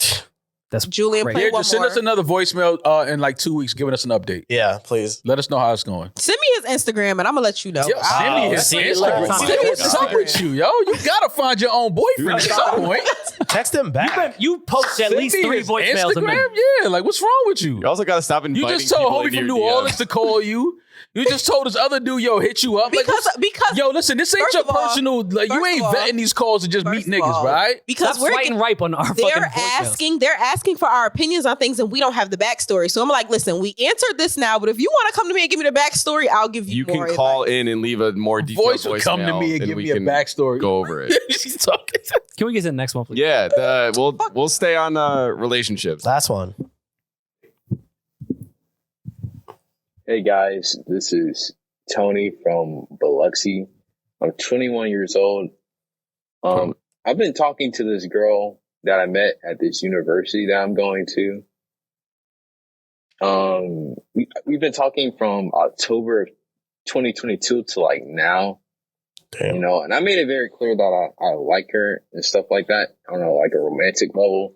And she said she doesn't want to rush things, and that's completely fine. You know, we're still talking and stuff like that. But what I want to get to is just like to not put her stuff out too much and to make a long story short. I think she's really used to like people doing her dirty, and I'm not that type of person. I've been doing right by her for the longest. Not to like brag or anything, but it's just what I do. It's just I genuinely care about this girl. But she's constantly like having doubts and just questioning like whether or not I'm gonna screw her over or not. She's telling me, oh, you know, it's okay, you know, you can just leave if you want to. I'm used to it. And like that's not what I want to do. So basically what I'm asking is there some way I can like reassure her, or is this just up to her to figure out? So she's reassuring you, Tony. She's going crazy at the university. She's telling you should leave because this is not going to work. Yeah. I hate to break that one to you. That's when you learn with age. Yeah, and another thing, Tony, she sounds like she needs therapy. She sounds like she's been through some things in a previous relationship. She has trust issues. She's still not healed from, you know, previous relationships and things like that. So continue to, it sounds like y'all have a great, you know, dialogue with each other. You sound like y'all speak a lot about your feelings and things that are on your mind. Continue to do that. But at some point, I'm gonna be honest, you're gonna just have to move on. Like you're just gonna have to start dating somebody else. As much as you know you like this girl, but there's more fish. Clearly, October until now is like what 8 months, 7 months. That's math. And I mean, how much slower is she trying to take things? And in college time, that's like 10 like year 10 years, relationship. Yeah. So I mean, you in college, man. Tony sounds like a good guy. He sounds like a good guy from Biloxi. 21. Biloxi, Biloxi, right? Sounds like a good guy, good gentleman. He sounds like a gentleman, but he sounded defeated. I could tell by the you pauses. got to get some dog in you, Tony. Tony, get some dog in you. Get some dog in you. And she's telling you something. Yeah, like you should leave. Is what she's saying. You should tell her that. You should be like, listen, I got this girl coming over tonight, so you should probably no, Tony, don't do that. Don't change who you are. Don't change. Not in a sexual way. Just like, yo, I have a female friend coming over. You know, we're gonna kick it, watch TV. Yeah, you know what I mean? Yeah. Like she's taking things slow. The girl you're talking to, so it's like, all right, well, you know, they're dating. He's just saying she thinks it's all going to come to a crashing end because that's what she's. No, he also said that she wants to take things slow. That's what he said, and I'm like. October to now, you've been dating, you want to take things slow. I want to know, did they even have sex yet? Yes. How are you answering it like that? You don't know that. This is why I asked for the backstory. It's almost been a year. Where's that location he said? Was that Bible Belt? Biloxi? Close. Yeah. What's that? Mississippi? Where's Biloxi? Mississippi. Yeah, they could be good Christians. Oh, yeah, they're not having sex. There could be a lot of DeSantis votes over there. They may not want to have sex this early. No, Tony want to hit. Well, based on how Tony wants to love. Based on how she wants to hit other people. Sounds like she's been having sex. Yeah, 100%. Yeah, but not with Tony. Tony sounds like he ain't getting none. Tony got. I know the tone. I know the influx in the voice. The tone ain't getting none. Is not working. He sound like he sent that voicemail while he was in bed looking at the ceiling. Yeah. Tony, we love you. No, we don't. I don't know Tony like that. Don't do that. Have a conversation with her. Don't do that to Tony, man. I don't know him. He's family. I don't know him. Have a conversation with her, and if you don't feel like things are going to change and you're tired of it and you want more, then you leave. Word. You know that you're a good guy. Don't stop being a good guy because you got with a girl. Man, Tony, bring another girl around that look better than her and watch how fast Shorty start moving. Watch how quickly things progress in your relationship. He's not wrong, though. Demaris, do you have friends that have gone through that? Like they've been done over poorly and you like the guy that's now in their life, but they don't feel it. Have you had someone like that? Yes. Yeah, I've also been the girl. Yeah. How's that worked out? At 21, it didn't work out pretty well. As adults, it's kind of like, okay, guys, like you need to heal because we can afford therapy now. But at 21, it's just like, 21. At 21, have you even really been done dirty? You think 21. You've been done dirty. You haven't been done dirty. That's what I was about to say. Like, how much outside Yeah, of like, maybe outside family life, cheated on. how much in Boo-hoo. relationships can you get done dirty at 21? Yeah. Yeah, that one at 16 hit you hard. Stop. You're supposed to go to the I prom. was saying, we didn't hold hands at social studies. Yeah. So that's- Tony, you're going to be okay. I know it doesn't Tony, seem man. that way at 21, but you are going to be fine. Yeah, Tony, She's you're gonna gonna forget be about this fine. girl in a year from now. Wow. You're gonna look back like, I can't believe I thought that was my wife. Yeah. It'd be like If you slide to Georgia, you can meet Deidre in Atlanta. And maybe, Deidre is way too old for Tony, baby. We don't know that. oh, maybe she likes him young. Deidre might be like 25, 26. Female cougar. 21. 21. 21. 21. 21. Yeah. 21. 21. Anyways, let's wrap up. Thank y'all for leaving these voicemails, man. These are very fun and entertaining. I would ask that you just give us a little more detail into if you're sending relationship advice. Let us know if, what's the situation? Is this person somebody you're already intimate with? Like you have kids? Like something. Just give us a little more detail so we can correctly assess these voicemails and answer in a more productive, I guess, progressive manner. I don't know. But either way, this is fun. I appreciate it. Yeah. All right, man. So what you got going on for the rest of the week? Nothing. We're out of here. Yo, listen, man. We love y'all. Love it. We appreciate y'all. Download Rory's album now. Rory, Big give facts. him a title, please. I thought it'd be different. I thought it'd be different. I thought we would end this episode differently, but we're not. I'm that nigga. He's just Ginger. We love you. We out. Peace. No